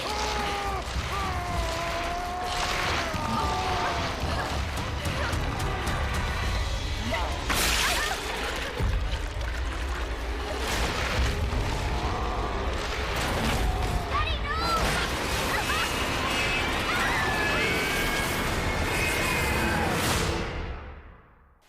Claire, are you all right? Can you hear me? Claire? Claire, you have to get up. He's going to get us. Wake up! Wake up! Wake up. Wake up.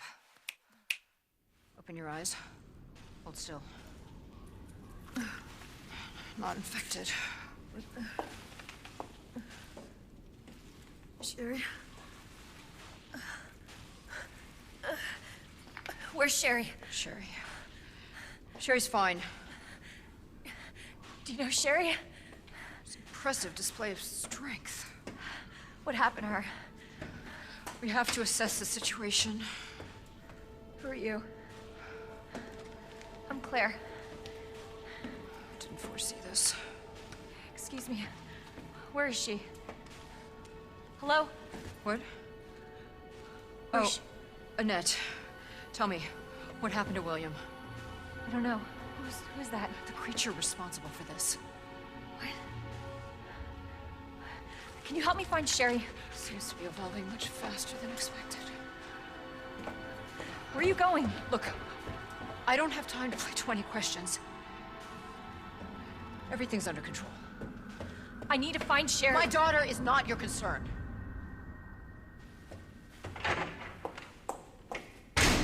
Alright, now that the less than ideal elevator ride is over, we have to go find Sherry.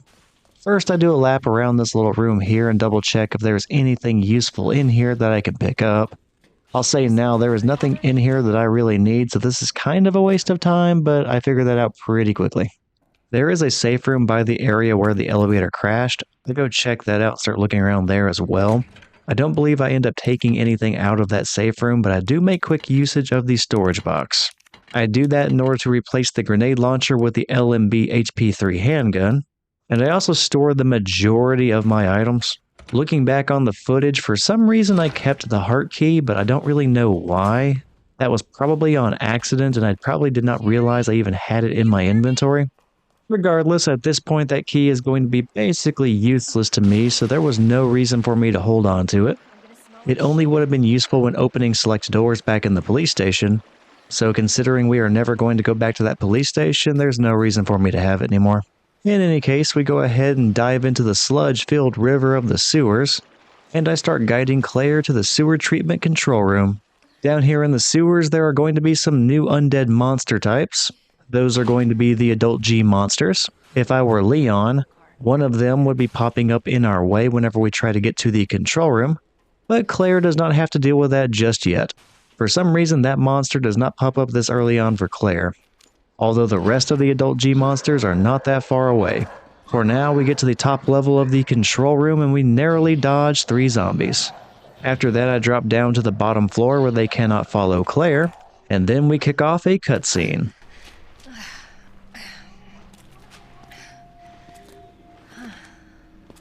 What is this? Sherry, I told you, I cannot leave here until my work is done. That's what you always say. Sherry? Why didn't you stay in the house? It was safe there. Hey, Sherry! I was scared. Those things were everywhere, and... You should have called the police. That's what we taught you. I did, but nobody came, and you didn't answer your phone, so... Sherry, I don't have time for this.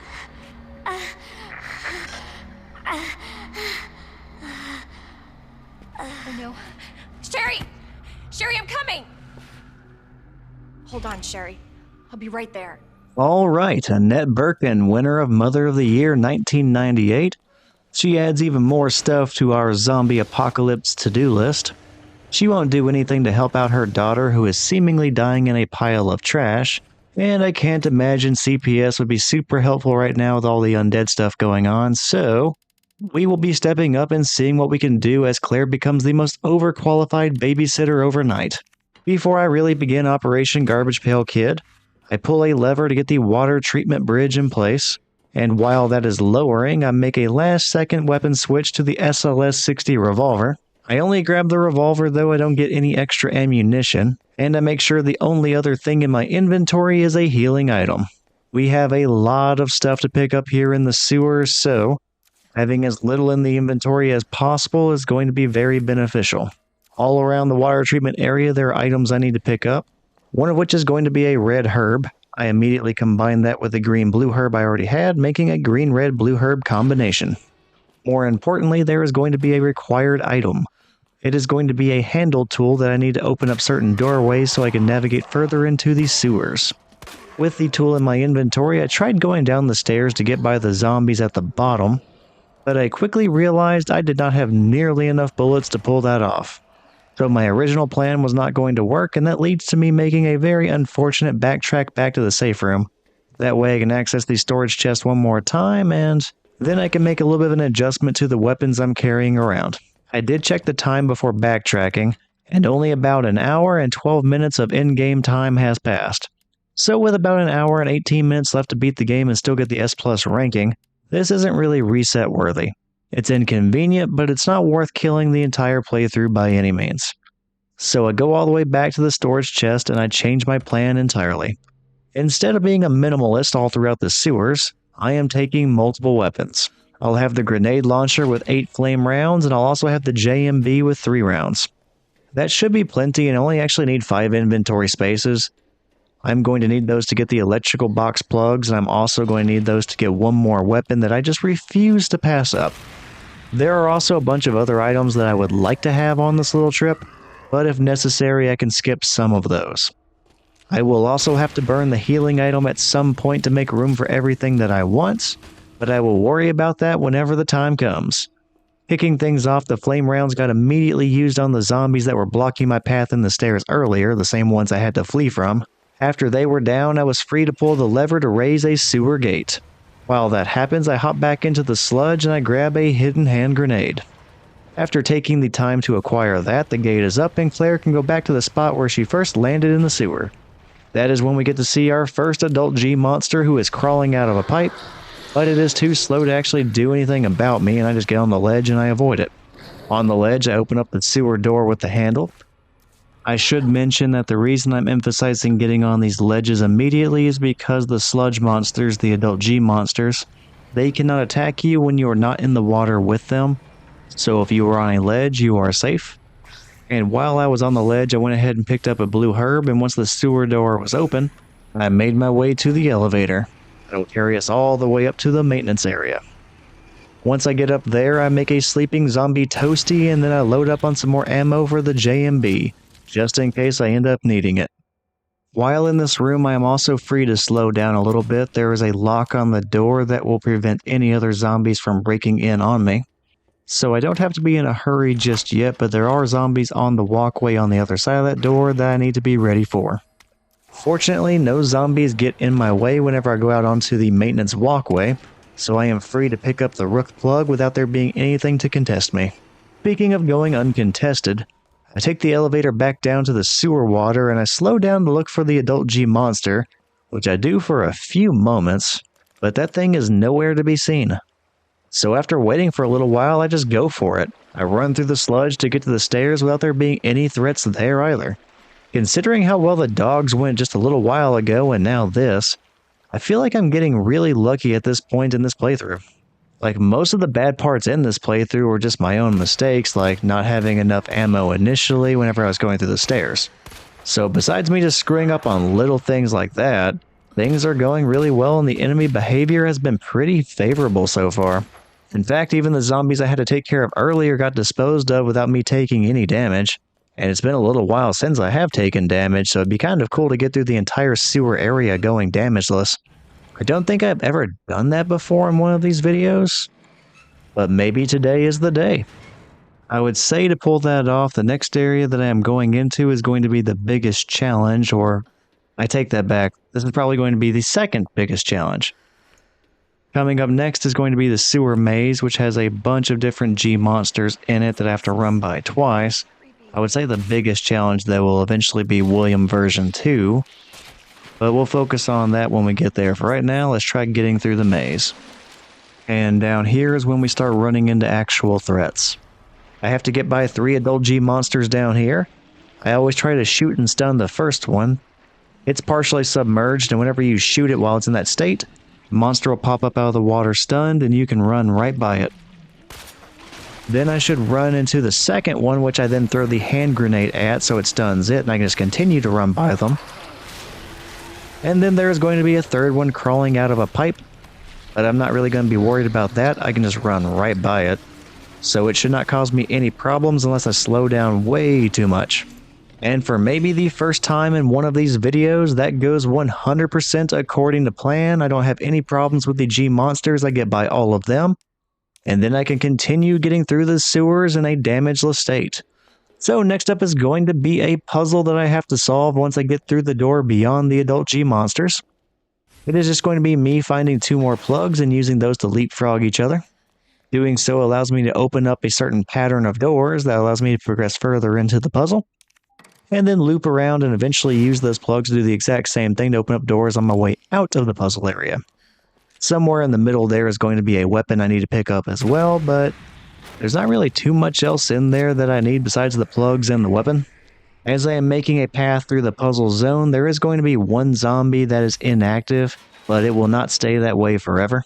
So whenever I see it, I just go ahead and use a flame round on him.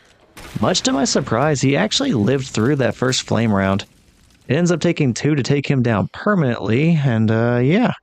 That zombie got a lot closer to me than I originally expected. That oversight would have been an embarrassing way to finally take damage down here, but fortunately we avoid that. I end up picking up the weapon I was talking about. That's going to be the spark shot. That is a new weapon that whenever you shoot at an opponent, it will take a moment to charge up, but whenever that charge time is finished, it does a big electrical discharge for big damage. So that should come in handy later on for some bosses. With this being scenario 1, there's going to be one less boss for me to fight at the very end of the game, so I can be a little bit more carefree with how I use my weapons, which means the spark shot is probably actually going to get used in either the final battle of this scenario or the one right before that. I'm not sure which I would prefer to use it in. I know it's more effective in one than the other, but I'm really thinking hard about that final boss fight, and I'm probably going to need as much good ammunition as I can for it, even though the spark shot is not the best weapon for it. I guess I shouldn't worry about the details of that right now, since we're nowhere near that fight.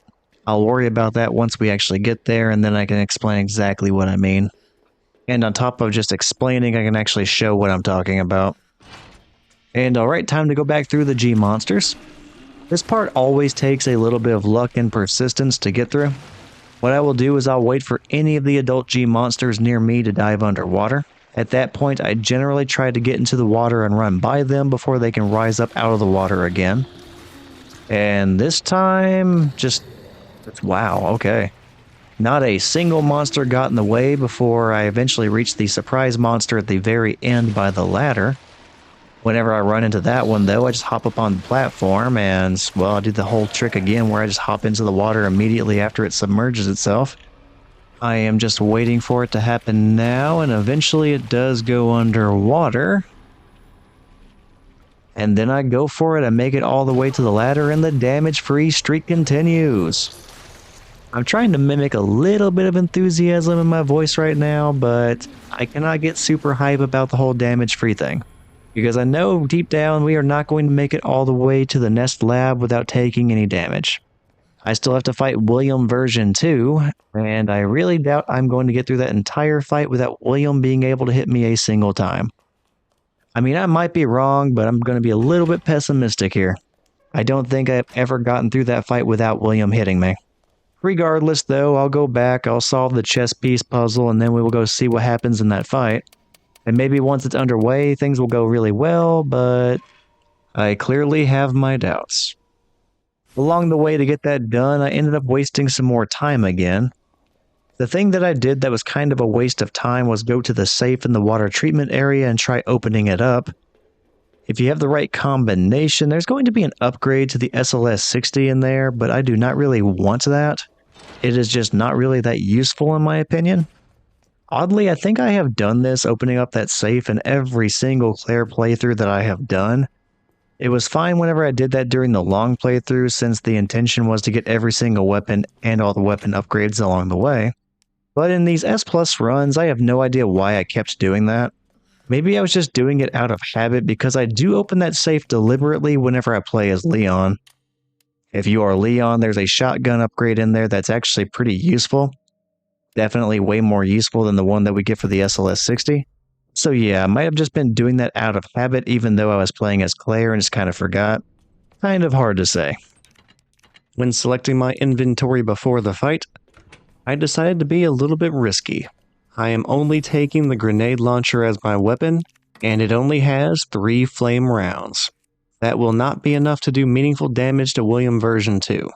So I will probably have to use my human decoy strategy.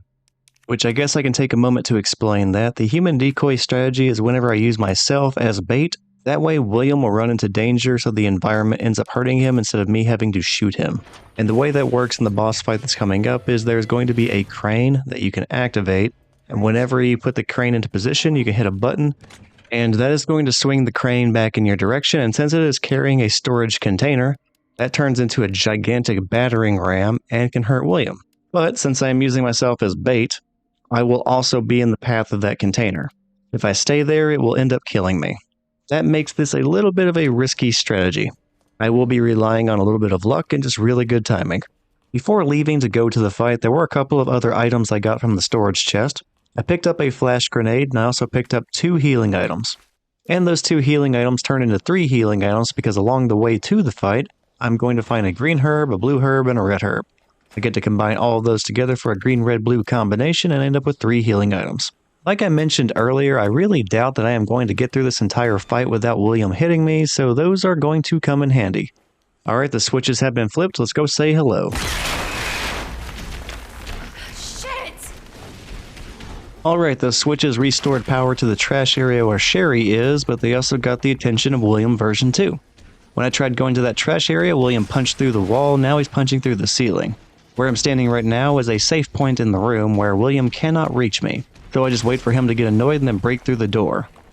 William is going to bellow a big roar whenever he's about to break through that door. That lets you know that's about to happen.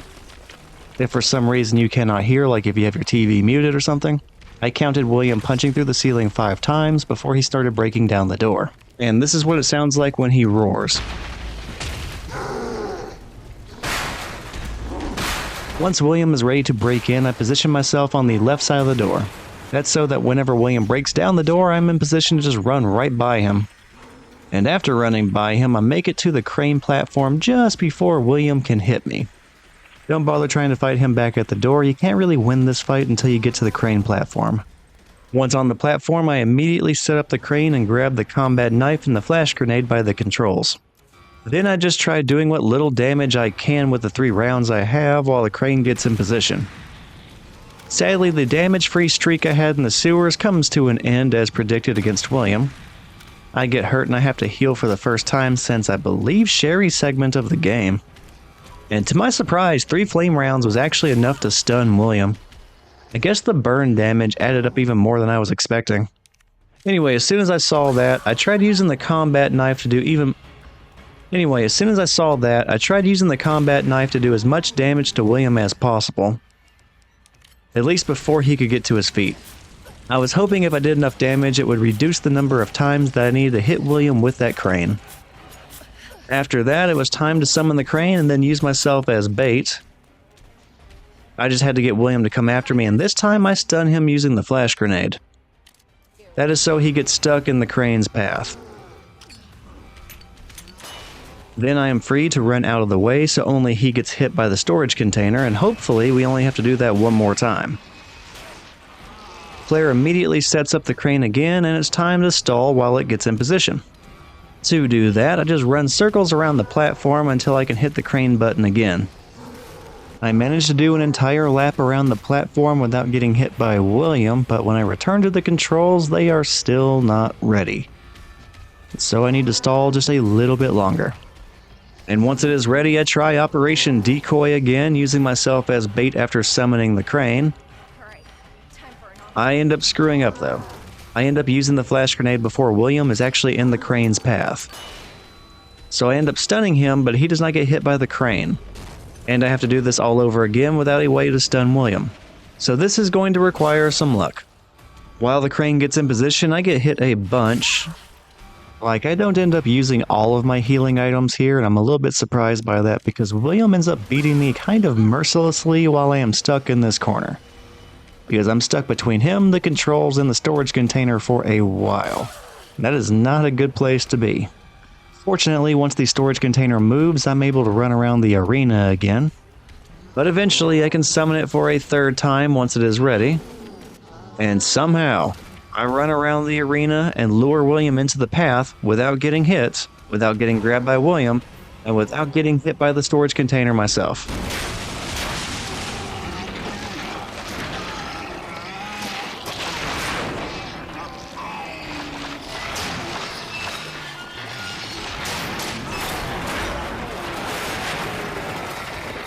And it turns out this storage container hit was the very last one I needed to win the fight. After kind of lucking my way through the very end of that fight, I get to run off the crane platform and back to the trash area. It is time to go save Sherry again. But it is not going to be the last time, at least not yet.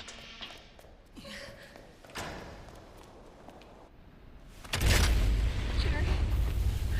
Mommy's here. Sherry? Sherry, can you hear me? Oh no. Sherry? Claire? Sherry, are you alright?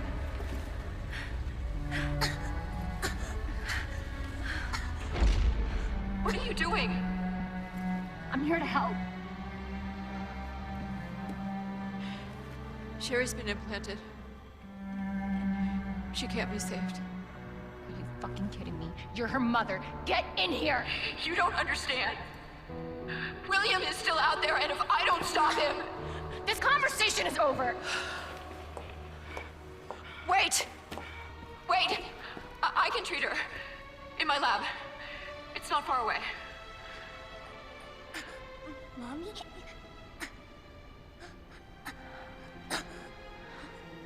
There's not enough time. Millions of lives are at stake. Sherry, Mommy loves you, sweetie. Goodbye. Are you fucking kidding me? Sherry, don't worry. I will get you whatever you need, okay?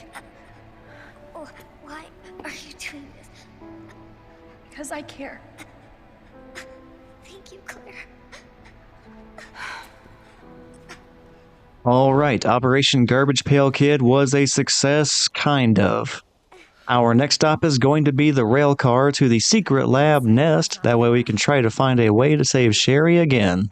So, since she is potentially just going to die from something else, it is kind of hard to call this last rescue a total success, but we are at least making some progress. Fortunately, Sherry and Ada don't get the Richard and Rebecca treatment from the first Resident Evil, otherwise they could potentially just die if you take too long getting back to them. And yeah, if Sherry were to just die around this point in the game, well, we are looking at a very different kind of ending. Definitely not the happy everything worked out in the end kind of ending. Oh, good. The cable car.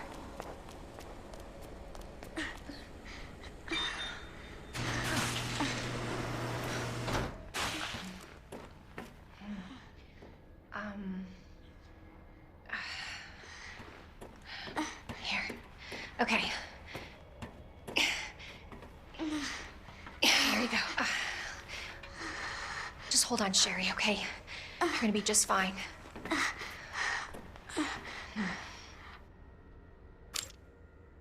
Okay. Better check everything. There's no turning back.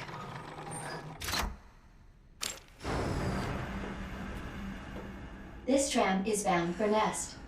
Do not exit until the final destination.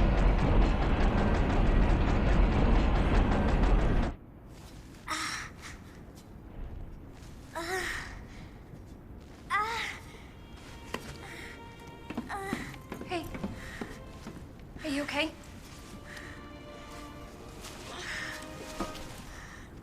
Your jacket's so warm. My brother gave it to me. You know it's supposed to be lucky? I don't know what I'd do without you. Are you kidding me? You were doing just fine without me, so I came along and got you all sorts of trouble. I have something of yours. I don't want it. Really? Why not? It's so pretty. It's from my mom.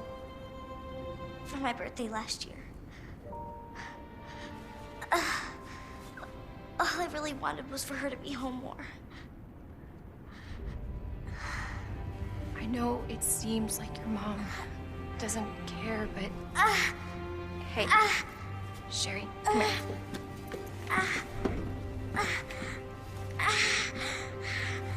Hey, hang in there, okay? Now, arriving at Nest.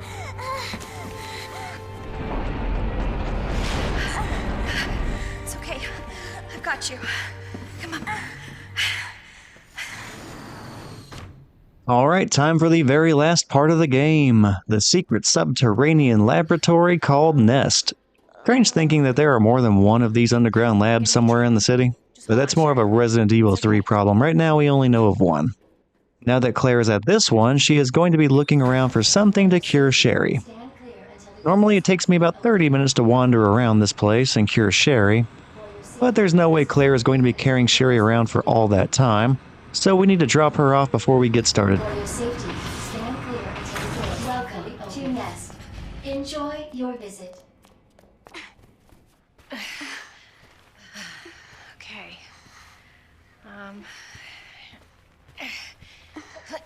Here you go. All right. Now what?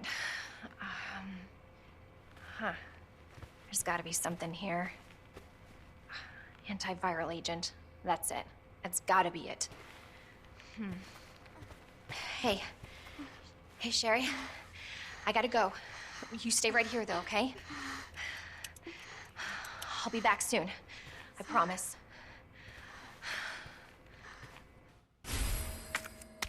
Starting off inside of Nest with that bracelet that we got from Sherry, we cannot really go anywhere else besides the creepy, dark cafeteria, which is filled with zombies that we can barely see.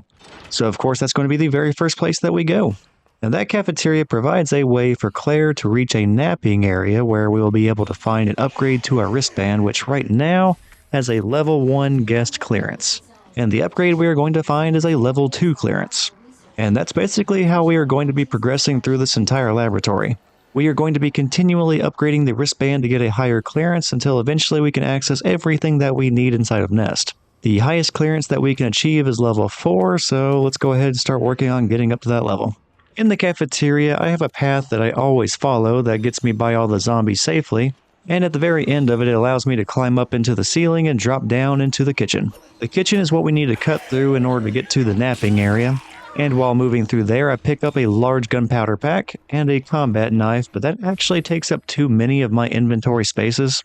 I need 2 spaces for some more flame rounds and a spark shot upgrade, so I need to waste a combat knife on the armored zombie on the other side of the kitchen door. That clears up the inventory space for the nap area items, and I do not need an inventory space for the level 2 clearance chip. I just steal it off the dead body of the doctor, and then I can immediately combine it with the wristband that's already in my inventory, no space needed. Unfortunately, I do end up wasting another combat knife on the armored zombie, so I guess I did not have to spend any ammo on it, so that's kind of nice, but yeah, no more combat knives. And after being stabbed, I could just run back to the entrance lobby area. The zombie will not follow me out there, which I guess is pretty fortunate for Sherry, considering she's kind of unconscious and defenseless at the moment. Whenever I do return to the entrance lobby area this time, though, the level 2 clearance will allow Claire to access the elevator hub. That is going to be the point that connects the north side of the lab to everything else. And for reference, the north side is the entrance that we just left. Next up is going to be the east side of the lab, which is the next spot we can get access to with a level 2 clearance. And the west area is going to be where we eventually find the antiviral agent that we need, but we needed level 3 clearance for that. After extending all the bridges I can with the level 2 clearance, Claire accesses the east side of the lab where we start off in a safe room, and I take a moment just to use the storage box. That lets me upgrade the spark shot with the upgrade that we found earlier. I just do that while we are here, and then I adjust my inventory for the first time, I believe, since before our last William fight.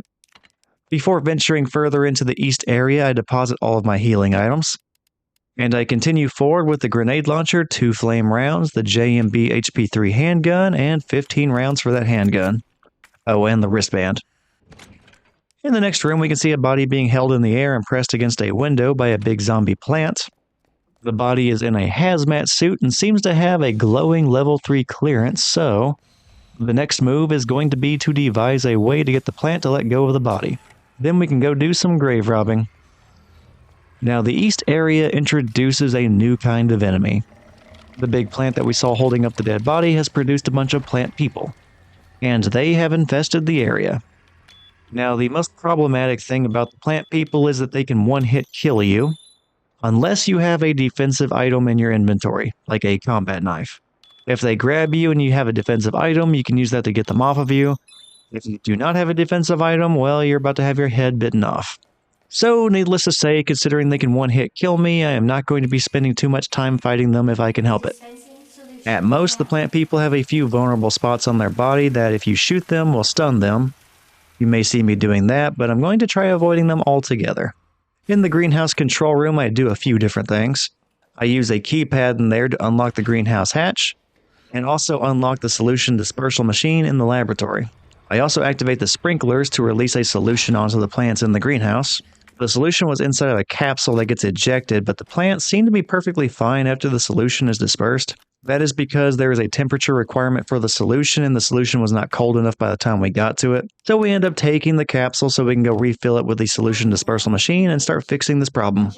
I run through the greenhouse to the lab to do just that, and while I am there, I pick up a large gunpowder to make some acid rounds, and I pick up a hand grenade on the ground by another dead body. At the solution machine, you can fill up the capsule by hitting the buttons in this order. It is going to be red, green, blue, red, green, blue, red, green. And if for some reason you have trouble seeing those colors and seeing what I am hitting, I'll go ahead and put numbers up there, and instead the order is going to be 213, 213, 21. With the capsule full of solution again, we now need to meet the temperature requirement and find a way to cool down the capsule significantly. Fortunately, I've already done 4 recorded playthroughs of this game, and I know exactly where to go. This is going to take me down the greenhouse hatch, and I had to stun a plant man to reach that hatch and climb down the ladder, and, well, fortunately I'm still alive. So I'll go down that ladder, which leads to a maintenance room that connects to the cryogenic lab.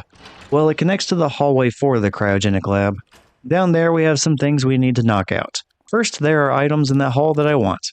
There are going to be some flame rounds and a green herb in there, and I want both. Besides items, there are going to be 3 inactive zombies laying around. I want to take down each of them one by one, so they do not become active later and force me into a 3 versus 1 scenario. And that's not even considering that eventually 2 lickers will break through the ceiling. So there is an unfortunate scenario where I could end up facing all 3 zombies at once, both lickers at once, and I'm just in a very bad situation. And I would rather just take care of the zombies now and sneak by the lickers later. Fortunately, I get 2 exploding critical headshots on the first 2 zombies. The third one does not go down so easily, and the zombie ends up eating all of my 9mm ammo and forcing me to use 1 flame round. Then I find myself having a bit of indecision before I eventually conclude I need to go upstairs for a signal modulator, which That means I have to go through the liquors, which will pop out of the ceiling right in front of that doorway. One will fall down to the floor and one will stay on the ceiling. I end up taking my time going through the hallway just because I don't want to screw up and accidentally spawn them too soon whenever I'm running around perhaps, and that would alert them and cause them to attack me. So I go slow way in advance before they ever pop into the hallway. Also, while I'm wandering around the hallway, I remember that I never did pick up that green herb that I wanted, so I backtrack and grab that real quick. And then it is off to go get the monsters to come into the hallway and sneak by them. Let's see how that goes.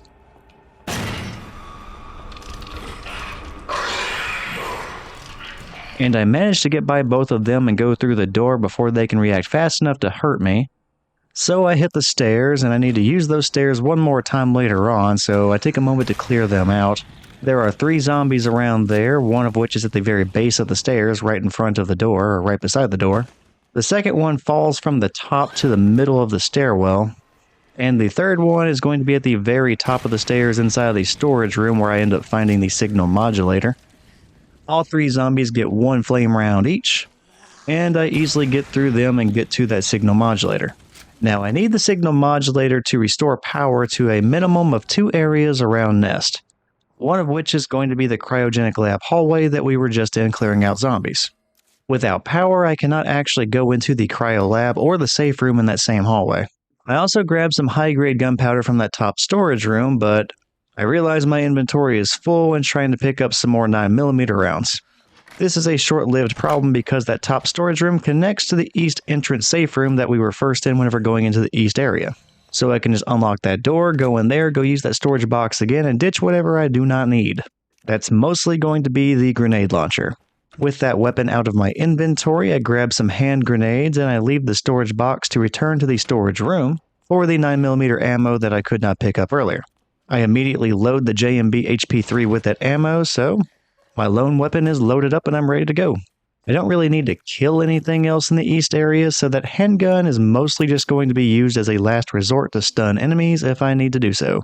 This is not going to be a factor right now, but it is worth noting that even though we cleared out all the zombies in the stairwell earlier, if I return to this location after restoring power to that hallway, there will be a plant man just chilling in the stairwell.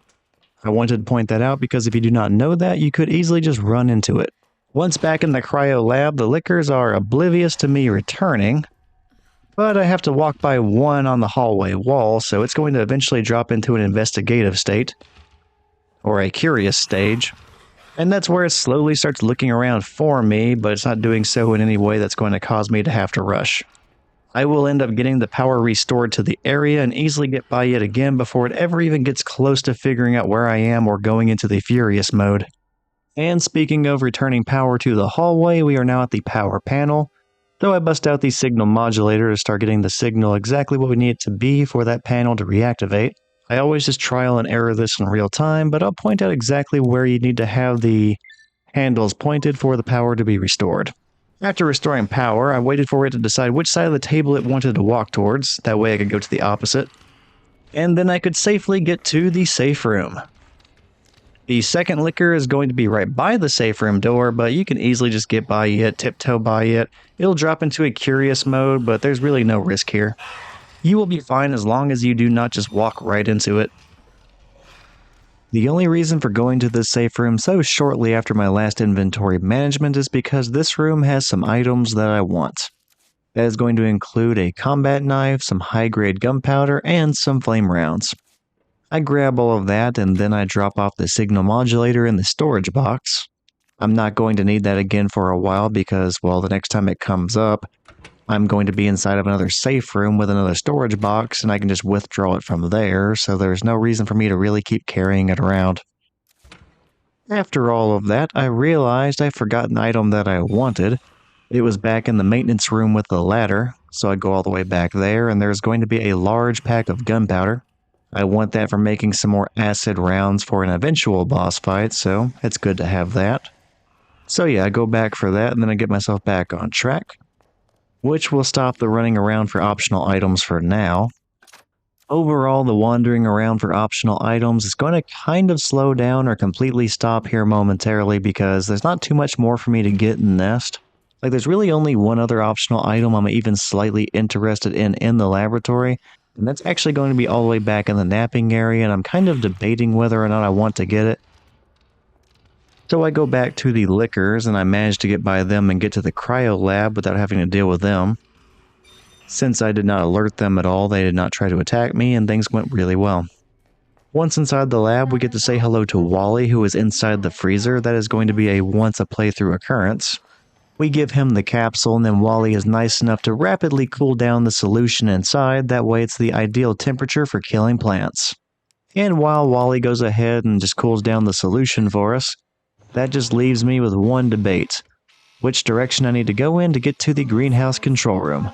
There's either going to be the stairs or the ladder, both of which are going to see me going through various threats. One is going to give me liquors, one is going to give me plant men, and one of those is going to give me both. Now, despite clearing out the stairs earlier, I decided to go ahead and take the maintenance hatch ladder back up to the greenhouse. I figure it might be a little bit safer that way. If I went back to the stairs, there'd be a plant person waiting for me there, and then I'd have to cut through the side lab, which has 2 more plant people in it. But if I go ahead and just use the ladder, that's going to take me up to the greenhouse. I do have to get by both the liquors to get to the ladder, but that's not that hard to do. So that's not a big threat.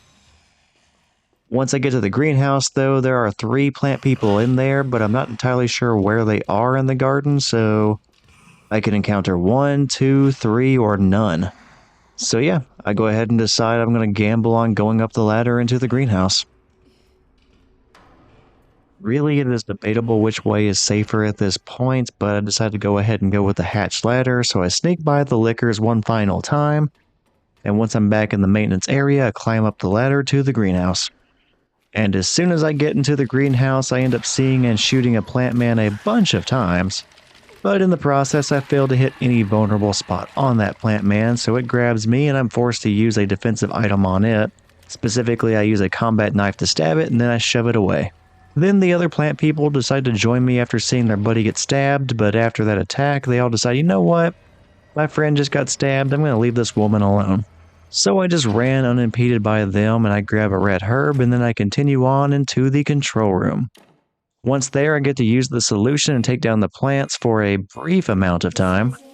The solution kills the plants holding Mr. Hazmat, but it is only going to stun the plant people. So I quickly go out there and I grab the level 3 clearance off of the dead body. And once I do that, the plant people rise up to their feet and I have to try and get by them one last time. And I do mean specifically the plant people in the greenhouse rise up to their feet, although there is one that randomly spawns in the control room that did not used to be there. And I guess there are going to be 2 more in the small side lab on the way out of the east area, so I have to account for those as well. I guess long story short, I have to run by a bunch of plant people. Now, the greenhouse and the control room, those plant people go great. They don't give me any trouble, and I even managed to snag a flash grenade out of the control room before I leave entirely. That comes in handy almost immediately afterwards because one of the plant people in the side lab, well, they end up grabbing me. The flash grenade bails me out as Claire ends up shoving it in the plant man's face. It detonates and it briefly stuns him. And in the shoving process, he bumps into the other plant man, and that allows me to just kind of run by all of them problem-free. Courtesy of the level 3 clearance that we got from Mr. Hazmat, I can finally get access to the west area, so that is the direction I am going in now. And after we are done in the west area, we have pretty much covered everything in the upper portion of Nest, and the next step is just going to be to find a way to use that elevator in the center of the hub. And that's going to be pretty much the last stretch of the game after that, so we are nearly done. Once I get to the elevator hub, I extend the bridge and I start heading over there. And once beyond the west side door, I grab a grenade off of the dead body that's just on the floor. You can see that as soon as you walk through the west door, actually, it's right there. And yeah, the west area almost entirely is going to be the Birkin family lab. The power is out, so I need to break out the signal modulator one final time from the storage box, and then I'm going to be fixing that. Without power, we cannot get any further into the lab, so that means we can't get the antiviral agent either. This makes this the second of the 2 areas that require the signal modulator. There is a third optional area that I was talking about a little bit earlier, or at least I was mentioning an extra item I might get earlier. That is going to be in the nap area. The power is out in there as well. And we could potentially go back there and restore power there too. And if I do, the shutters for the beds in the nap area, those raise up. And then you can get yourself another hip pouch to extend your inventory. There's also a document in there if you want to collect those for the achievement, but that's not really what I'm worried about here. So I am considering getting that. We will see about that later on. Now, after getting the power back on in the Birkin family lab, I go across the wonderful walkway where nothing could ever go wrong. And across that bridge and into the next part of the lab, we get to find ourselves the antiviral agent. Picking up that useful little cure for Sherry is going to be during a cutscene that we are about to kick off, so I'll go ahead and do that.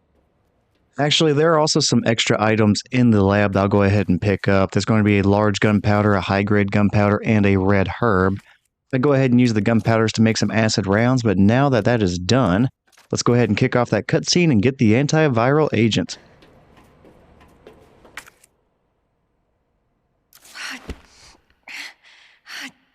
Damn it.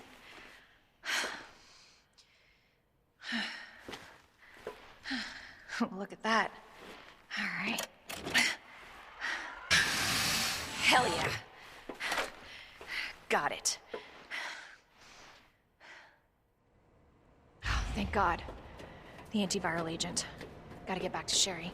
Now that Claire has the antiviral agent, I save for the third and final time here because next up is going to be William version 3. I will not be able to save any more and still be able to get the S+ ranking, so if I have to reset at any point from this point forward, I'll be returning to just before this fight. So when approaching William version 3, the combination of weapons I really wanted to use was going to be the spark shot and the grenade launcher when combined with the acid rounds. Those two are really good together for that fight, but I kind of had a change of heart. I just did not feel like I had enough inventory space to pull off that combination, because I still had to have a healing item on me and at least one defensive item. So in the end, after crafting all the acid rounds I possibly could, I decided that I was only going to be going into the William version 3 fight using the grenade launcher. After combining everything I possibly could, I ended up with 35 acid rounds, so that should be plenty to make this a victory for me. So yeah, on top of the acid rounds and the grenade launcher, I also have one healing item, which is going to be a green-red-blue herb combination. That way I get some damage resistance if I have to heal. And then for defensive items, I have 2 hand grenades on me, which should do the trick in saving me if the boss ends up kicking me to the ground. I'll cover that more in depth in a moment. Right now, though, let's go ahead and say hello to William version 3. First, I just need to cross the wonderful walkway where nothing could ever go wrong.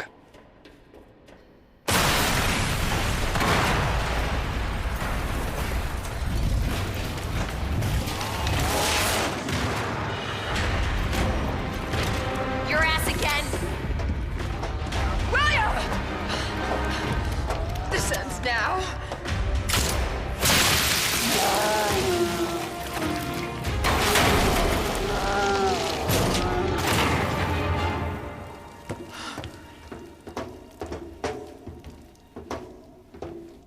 What the hell is this thing? That was my husband.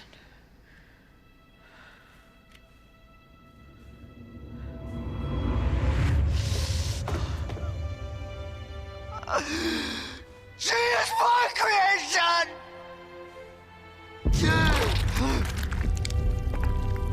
Oh!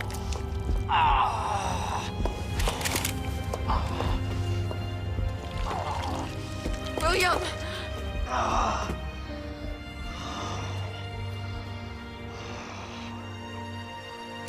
I should have killed him while I had the chance. I don't know why, I couldn't do it. He was your husband. Honestly, we were more married to our work than each other. But what about Sherry? How could you just leave her all alone while Raccoon City burned to hell? I couldn't let my daughter grow up in a world with the G-virus in it. But that's no excuse. Leave her.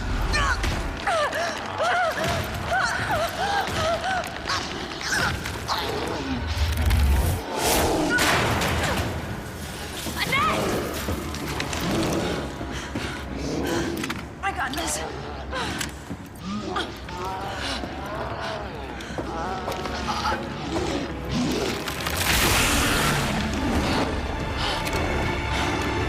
Sorry.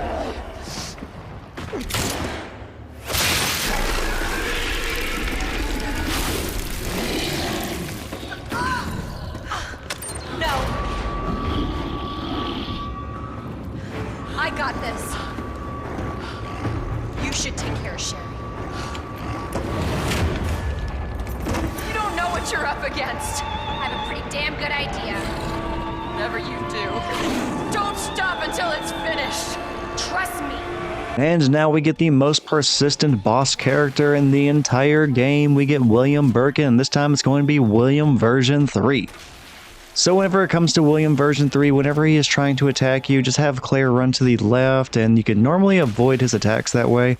I don't know what it is, but if your character runs to the left, most of his attacks can be dodged. When it comes to an offensive standpoint, as Claire, this might be the easiest version of the fight because she has the acid rounds, and the acid rounds are the most important weapon to use against William version 3 for me, because they totally trivialize this fight to the point where you cannot really lose unless you just don't bring a defensive item and maybe he manages to stomp down on you. But yeah, the acid rounds, especially with me having 35 of them to start off the fight, it should not be hard at all. And I'll take a moment to explain why that is. The acid rounds, whenever they are used on William version 3, do have an effect where they temporarily stun William. If I had more than one weapon, that could leave him open to a follow-up attack from something that's much stronger than the acid rounds, like the spark shot. But instead, we are just going to be going non-stop with the acid rounds on William. And since he's going to be going into a stunned state very regularly, he's going to be taking a bunch of damage from me. It also reduces the amount of opportunities he has to hit me. Now, the only real downside to this tactic is that the acid rounds, whenever they do stun William, there is a cooldown period where he cannot be stunned again. Although it is pretty brief. Like whenever I'm just rapid fire shooting acid rounds at William, the first acid round will stun him, the second acid round will not, he'll have time to recover and start walking towards you, and then the third round will stun him again. So you are looking at a scenario where every other acid round is going to be stunning William. And realistically, if you are not too worried about time, you can shoot him with the first acid round, stun him, and then run really far away, turn around, and by the time you turn around, he's already recovered a little bit from that cooldown period. You can shoot him again, and you can stun him again. And you can just do this hit and run tactic the entire fight if you want to. He does have a variety of eyeballs on his body that I think you were intended to shoot, and if you hit every single one of them and break them, he will go into a stunned state where the eyeballs in his chest will come out and be exposed, and you can do really big damage to him that way. That's a cool mechanic. I like it. That's how I used it the very first time whenever I did beat William in my first playthrough. I don't think I have done it since then because it's just a much more time-consuming process than just shooting the crap out of him with a bunch of acid rounds. Now, from a defensive standpoint, I mentioned that running to the left is a good tactic. I mentioned that if you keep your distance with the acid rounds, he's probably not going to hit you a whole lot. There's really only one thing that I ever worry about whenever I am fighting William version 3. William will occasionally jump into the air and land on top of your character, stomping them to the ground. And if you do not have a defensive item like a combat knife, hand grenade, flash grenade, well, he's going to stomp you into the ground and kill you. It is an instant kill attack, and yeah, that's a pretty crappy way to lose. So make sure if you're going into this fight, have at least one defensive item because it will bail you out and it'll save you the annoyance of having to start the entire fight over again when you realistically probably should have just won it in one try the first time around. And those are my keys to success against William Birkin version 3. As you saw in the background while I was talking about all of that, I used everything I just described and, well, I ended up beating William Birkin version 3. He goes down for the time being. And then I just have Claire circling the arena, picking up all the extra ammunition and other useful items in this area before I press on.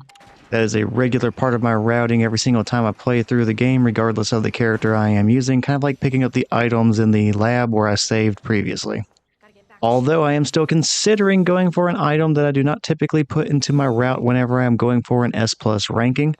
And again, the item I am considering is the hip pouch in the napping area. And having given it a lot of thought for a while now as I've been wandering around Nest, I think I'm going to do it. Because as much as I would like to build up suspense, like, oh man, we are just barely going to make the time requirement to get the S+ ranking or something like that, yeah, there's no tension here. I have a bunch of time to complete the game. Like, I think I have about 20 minutes to spare before I go over the amount of time I'm allowed to have for the S+ ranking, and while 20 minutes may not sound like a lot, we are right at the very end of the game, basically. There's only one boss battle to go. And after the next major cutscene, when we talk to Sherry and her mom one more time, we basically have 10 minutes left from that point forward. And yeah, Considering all the extra amount of time I have to spare and how low stress this situation is, I think I am going to go for the hip pouch. And I was just guessing a moment ago about how long I have left to beat the game before I run out of time for making the S+ ranking, so I went ahead and paused the game right before I got to the cafeteria, and I was actually way off. Well, not way off, but I was off. I thought I only had like 20 minutes left. I actually have about 33 minutes left. I have over half an hour to beat the game and still get that ranking. Yeah, there's no way I'm not going to get the S+ ranking as long as I just beat the game and don't die. Like, with only one area left to go that's kind of just a straight shot due to a time requirement, there is no way I'm getting lost for 33 minutes before beating this game. We are guaranteed to get the S+ ranking almost. And I definitely have the time to spare to go ahead and get that hip pouch. So I find myself in a situation where I want to go get the signal modulator and go back to the napping area. That way I can restore power to that area. And that'll open up the shutters on the beds that are used for the napping. Inside those shutters is going to be the hip pouch. Inside another shutter is going to be the zombie version of Dr. Wayne Lee, the guy we got our level 2 clearance off of. Well, his arm anyway. And on the bed with him is going to be a note, so if you're trying to get all the documents for that achievement, that's where that is. And there is a third bed in there, but I don't think there is anything on there, so don't worry about that one. And on the way to open up those shutters and restore power, I ended up running into the armored zombie again. He was just chilling in the nap area. I guess he was a little bit tired, but a little bit pissed off because he couldn't open up the shutters to access a bed to take that nap. As a courtesy to him, we go ahead and give him a permanent nap with a bunch of bullets to the head, and now we are good to restore power to the napping area. And while I'm doing that, I guess I should explain why exactly I want this hip pouch, because it's definitely not needed to beat the game or anything. Like, I could press on and I'd probably be just fine, but I would like to have the extra 2 inventory spaces for the final boss of the game. That way I can take a few more weapons into that boss battle with me. I was a little bit concerned about the amount of ammunition I had left over for some of my major weapons, because even though I have the spark shot, which is really good, it's not the greatest in my experience for that final boss fight. It's definitely much better for William version 3, but I did not use it there, so I kind of have to use it in the next one. I don't want to be relying on that too much. I want to take as many good weapons into that fight as I can, so the extra 2 spaces from the hip pouch will be very useful. And I have that now, so it's time to kick off the cutscene and kick off the last 10-ish minutes of the game.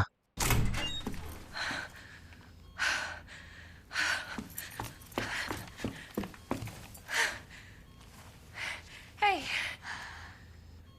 I knew you'd make it.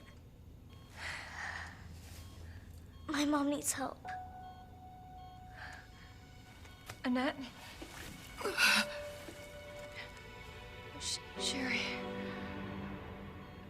How are you? Okay. But you don't look so good.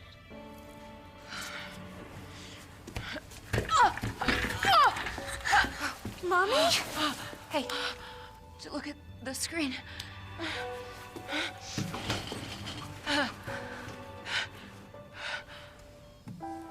Oh, thank God. So Sherry's gonna be all right? She'll be weak for a little while, but yes. She's free of the G virus. Did you hear that?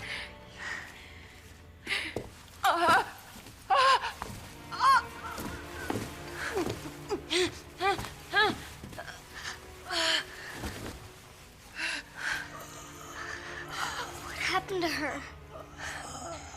She was attacked by the monsters. Don't worry about me.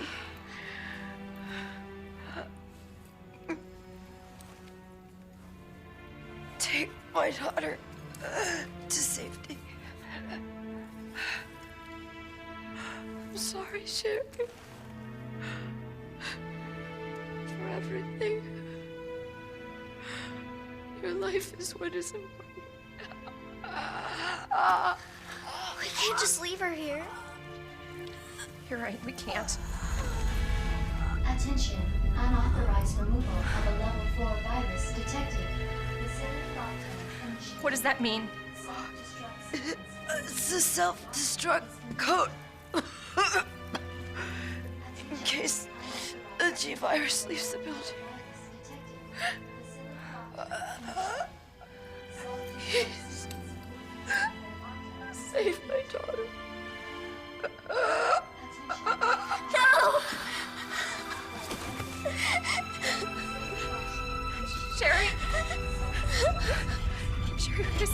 your mom. Mom, please say goodbye. Please, Sherry. Listen. She loved you, okay? You really gotta get going. Come on.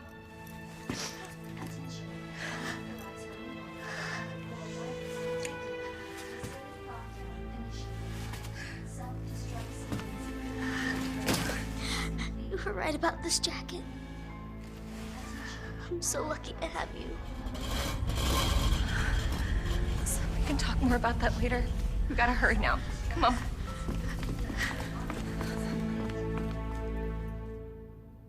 And alright, we are nearing the self-destruct sequence of the game, kind of a staple of almost every single Resident Evil game that I can think of. Like, has there been one that has not had a countdown sequence? Like, I have not played 7 or 8 yet, so I can't vouch for them. 1 definitely did, 2 definitely did, 3 definitely did, 4 did as well. Oh man, I don't think there was 1 in 5. Like, you're fighting in a volcano at the very end, but I don't think there was a self-destruct sequence. Correct me if I'm wrong about that, if anyone watches this and remembers, because right now I don't remember. Maybe there was a countdown sequence before you made it to the volcano, but I don't think that was the way the game concluded, at least. But yeah, something self-destructing is pretty much how every single Resident Evil game ends, and this one's not going to be any different. Now, the timer has not kicked off yet. That happens a little bit later into this final stretch of the game for Claire than it does for Leon. If it were Leon, I think the countdown starts as soon as you go to the elevator. With Claire, it starts a little bit further down after you've already gone down the elevator. And yeah, we're going to have Sherry following us around for the foreseeable future. There are going to be a couple of threats along the way, but none of those are really all that concerning to me. In fact, as Claire, you can run by almost all of them. There are like 2 plant people at one point that kind of cause some trouble if you're a little bit unlucky. But even then, you probably have like a spare flash grenade or something to shove in their mouth and push them away, so you will probably be fine. And when it comes to Sherry following you around, I don't think anything can hurt her. I think she is invincible. I have never once had any of the enemies hurt her. So maybe I'm wrong. Maybe there is a way to lose if Sherry dies or something, but I pretty much think she's indestructible throughout this part of the game. So whatever you gave her in that antiviral agent, well, she basically turned into Saitama from One Punch Man. Nothing is going to hurt this character. And alright, my inventory is set and I am ready to go ahead and kick off the timer. We're going to have about 10 minutes from this point forward to beat the entire game, although it really should not take me the entire 10 minutes. Now, for the inventory side of things, I went ahead and selected 2 different healing items to put into my inventory. Well, they are both green, red, blue herb combinations. That gives me a full heal if I need it, and it'll also give me damage protection. Although in the final boss battle of the game, I'm really not too worried about having to heal. My concern in that boss battle is going to be more about beating it within the requisite amount of time and without losing all of my ammo. I'm not as worried about maintaining my health because I don't really get hit that often by it. Although, watch me say that and I get hit like a million times in this fight. Besides healing items, though, I have a bunch of defensive items as well. I got 2 flash grenades that I went ahead and equipped because I intend to use those on the plant people as I alluded to earlier. I also have 4 hand grenades that I intend to save for the final boss battle because hand grenades are some of the most useful tools that you can have in that boss battle. I'll explain exactly why that is whenever the fight kicks off. And while I was waiting for Sherry to use that super soldier serum that we gave her to walk around and unlock that door for us, I changed my mind about using the flash grenades on the plant people.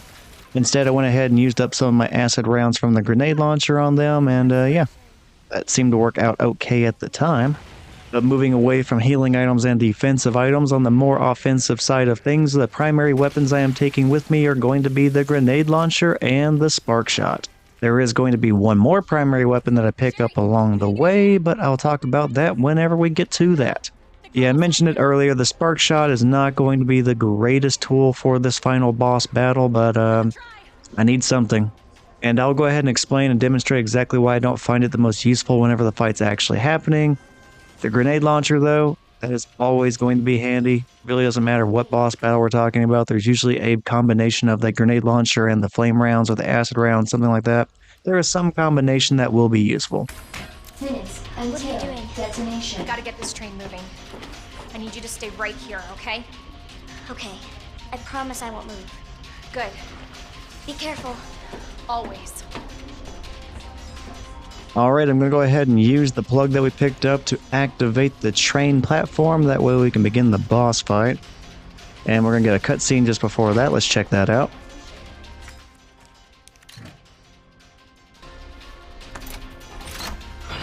Okay. Alright. Did something. Okay. Alright, it's working. Claire! What? Leon? You're down here too? Yeah, but the whole place is coming down.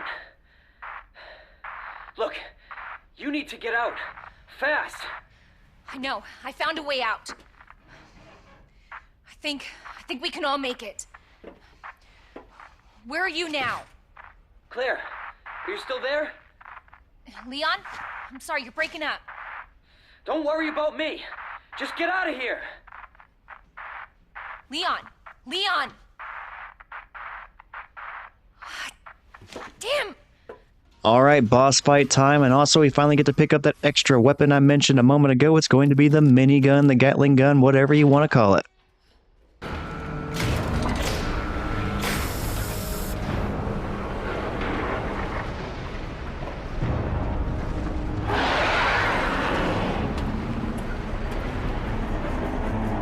So the final boss fight of the game is going to be against William Birkin version 4, because who else would it be other than the guy we've been fighting the entire game, basically. So okay, William version 4. I'm going to start off using the grenade launcher. I'm going to use the flame rounds on it as much as I can to try and stack up some burn damage, because, well, that works out pretty good, putting that damage over time. And once I do end up running out of the flame rounds, which I think are the only rounds I have left for the grenade launcher anyway, so I guess a better way of putting that is once I cannot use the grenade launcher anymore, I'm going to switch over to using the spark shot. And I recall having some decent success with the spark shot initially. I would hit William version 4, I would charge it up all the way and get the full electrical discharge that's pretty powerful against him. And things go a little bit more downhill from there when it comes to using the spark shot, because that charge time is kind of long, and William version 4 does have a few ways of closing the distance between you and him that are usually fast enough to hit you before that charge time has completed. So there are not going to be a whole lot of examples of me getting the full electrical discharge against William, and even more often than him interrupting my ability to charge up the weapon is going to be poor accuracy from me. Because in order for you to hit William and be able to use the full charge and get that full discharge, you have to hit him in his chest where his eyeballs are. If you hit him anywhere else on his body, to my knowledge, it's not going to work. It's going to count it as a miss, and it's going to be a useless and missed opportunity. You're just going to end up wasting ammunition, really. And I certainly do plenty of that in this fight. Like, maybe I get a full discharge on him 3 times, 4 times. But most of my shots either get interrupted by William, or I completely miss hitting a part of his body that does not count as a hit, so I don't get the charge or the discharge. Oh, and on top of just absolutely missing William or him hitting me while the charge is happening, I have to maintain a line of sight on William for the charge to get fully charged. So if I start walking around the train too much and the train interrupts my line of sight on William, it will interrupt the charge, and I will not be able to use the full maximum powered attack against William. In any case, though, I use up the spark shot until I am completely out of its ammunition, mostly due to the lack of options that I have for this fight.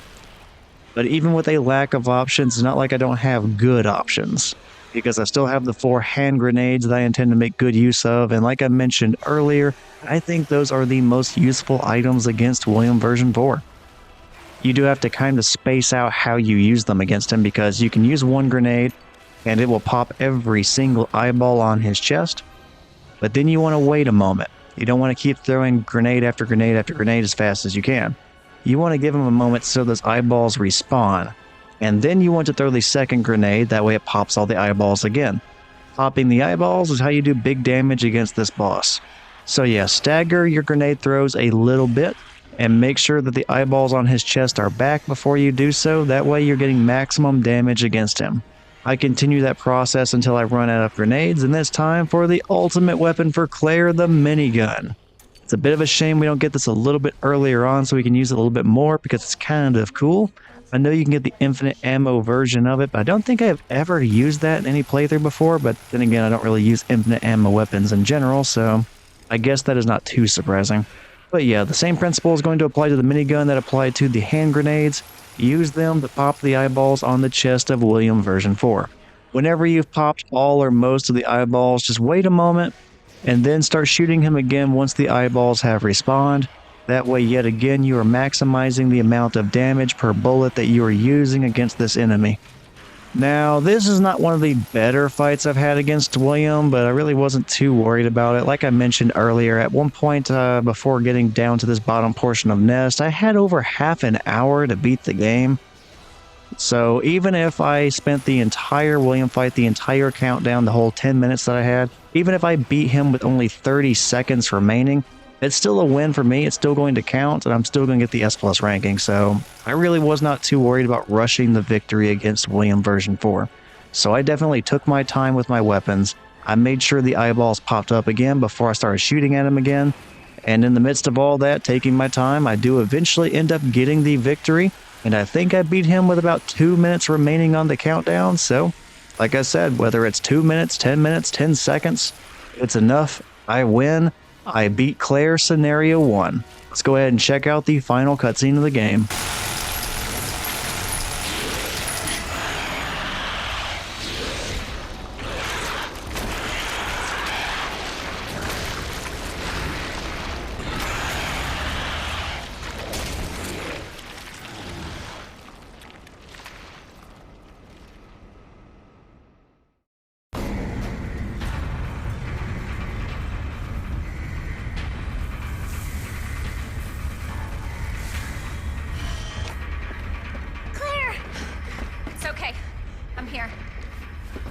Getting out of here.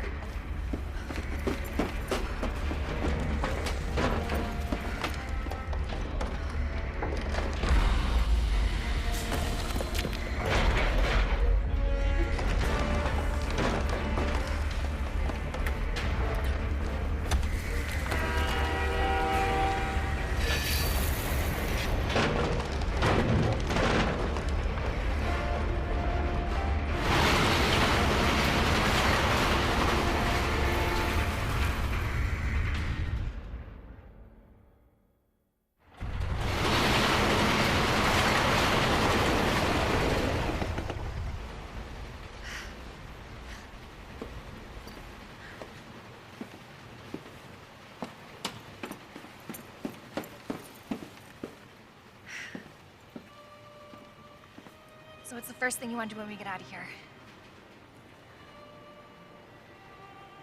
I want to see where you live. Good. Zai, take a shower. Yeah. Really? That bad? Oh, yeah.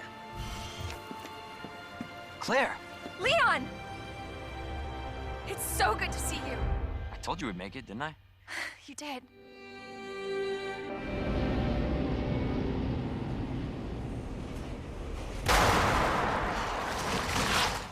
Okay, I'm just going to rearrange how the cutscenes, credits, and results end up displaying because normally I would have to watch all of the credits, then we get that little after credit scene where William version 5 starts to break into the train, and after all of that's normally when we'd get the results for Claire. But I'm not going to make anyone watching this video wait until after all the credits to see the results on this particular occasion.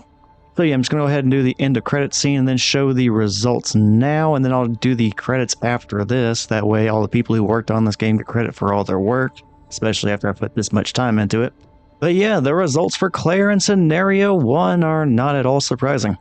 I mean, I went ahead and paused right before the cafeteria, and I said it then, I had over half an hour to beat the game. And while I took my time beating the game because I knew I had that much to work with, I still end up beating the game with 2 hours and 11 minutes on the clock, so about 19 minutes ahead of what I needed to get the S+ ranking. Anything under 2.5 hours was going to be enough for me to get that ranking, and yeah, I very, very comfortably ended up getting it in the end. So that's a pretty stress-free way to send off Claire Redfield because this is the last time I'm playing as Claire Redfield in these S+ ranking playthroughs.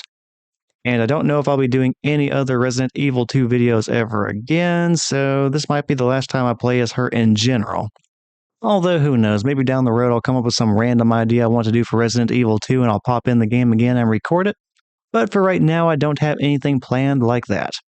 So yeah, this was potentially the last time I played as Claire, and this is now the third out of 4 S Plus ranking playthroughs completed. Next up is going to be the final S Plus ranking playthrough, and that's going to be for Leon Scenario 2. And similar to Claire here with Scenario 1, I did a long playthrough of Leon in that scenario previously, so it's going to be interesting to compare the times in those two different playthroughs, considering one was me being as thorough as possible, finding a bunch of items and a bunch of documents, and just taking my time beating the game. And then in the S Plus ranking playthrough, it's going to be nothing like that. It's going to be me trying to beat the game as fast as possible, as efficiently as possible. So it's going to be kind of cool to see just what the time difference is between those two playthroughs with those two different mentalities in mind. Actually, speaking of that, give me one moment. I need to check out what the completion time was for Claire in my long playthrough so I can compare that to the results I got in this playthrough. I'm saying wait a moment like, I'm going to keep you waiting for a couple of minutes or something like that. In all reality, I am just going to edit out any pauses I have between now and then, so... And okay, I am back, and the long playthrough did not take me as long to complete as I originally thought. So whenever I did a long playthrough of Claire Redfield Scenario 1, I completed the game in 3 hours and 8 minutes. And here in the S Plus ranking playthrough, I got 2 hours 11 minutes. So the long playthrough was not even a full hour longer than this playthrough. Granted, a full hour in Resident Evil 2 is kind of a really long time. But for some reason, whenever I was just going off of memory, I felt like the long playthrough was over 4 hours or something, but no, it was a lot closer than I thought. But yeah, whenever I'm actually taking the game somewhat seriously, I can complete the game faster than my long playthrough by about an hour. Overall, that's a pretty awesome amount of time-related improvement for Claire. It's a nice way to send her off. And yeah, I'm looking forward to doing one final S Plus ranking playthrough and getting that knocked out with Leon. I can't say it's going to be the last time I play as Leon because inevitably, eventually I'm going to pick up Resident Evil 4 and he is the main character in that, so even after my S Plus ranking video was done with Leon, it is not going to be farewell to that character, it's going to be more like, hey, I'll see you later. And speaking of hey, see you laters, I guess I'll go ahead and wrap up the video here. So yeah, thank you for watching this video, I really hope you enjoyed it. Definitely took a while to get this all put together, a multi-hour long video, definitely takes some time. So for anyone who stuck around this long, thank you for watching it. Hope you enjoyed it. And if you did, feel free to check out the other stuff I have on the Thor's Entertainment channel. At this point, the Resident Evil videos are starting to really stack up, so there's plenty of those, whether that's the original remake or the Resident Evil 2 remake. If Resident Evil is your thing, I definitely have plenty of stuff for you to check out. I also have a bunch of Mortal Kombat stuff, some Crash Bandicoot stuff, and in the near future, I'd like to have some Soul Reaver videos, some Endling videos, and stuff like that, so if any of that sounds interesting, feel free to check it out. But yeah, I'll go ahead and wrap it up here. Thanks again for watching, take care, and hopefully I will see you next time.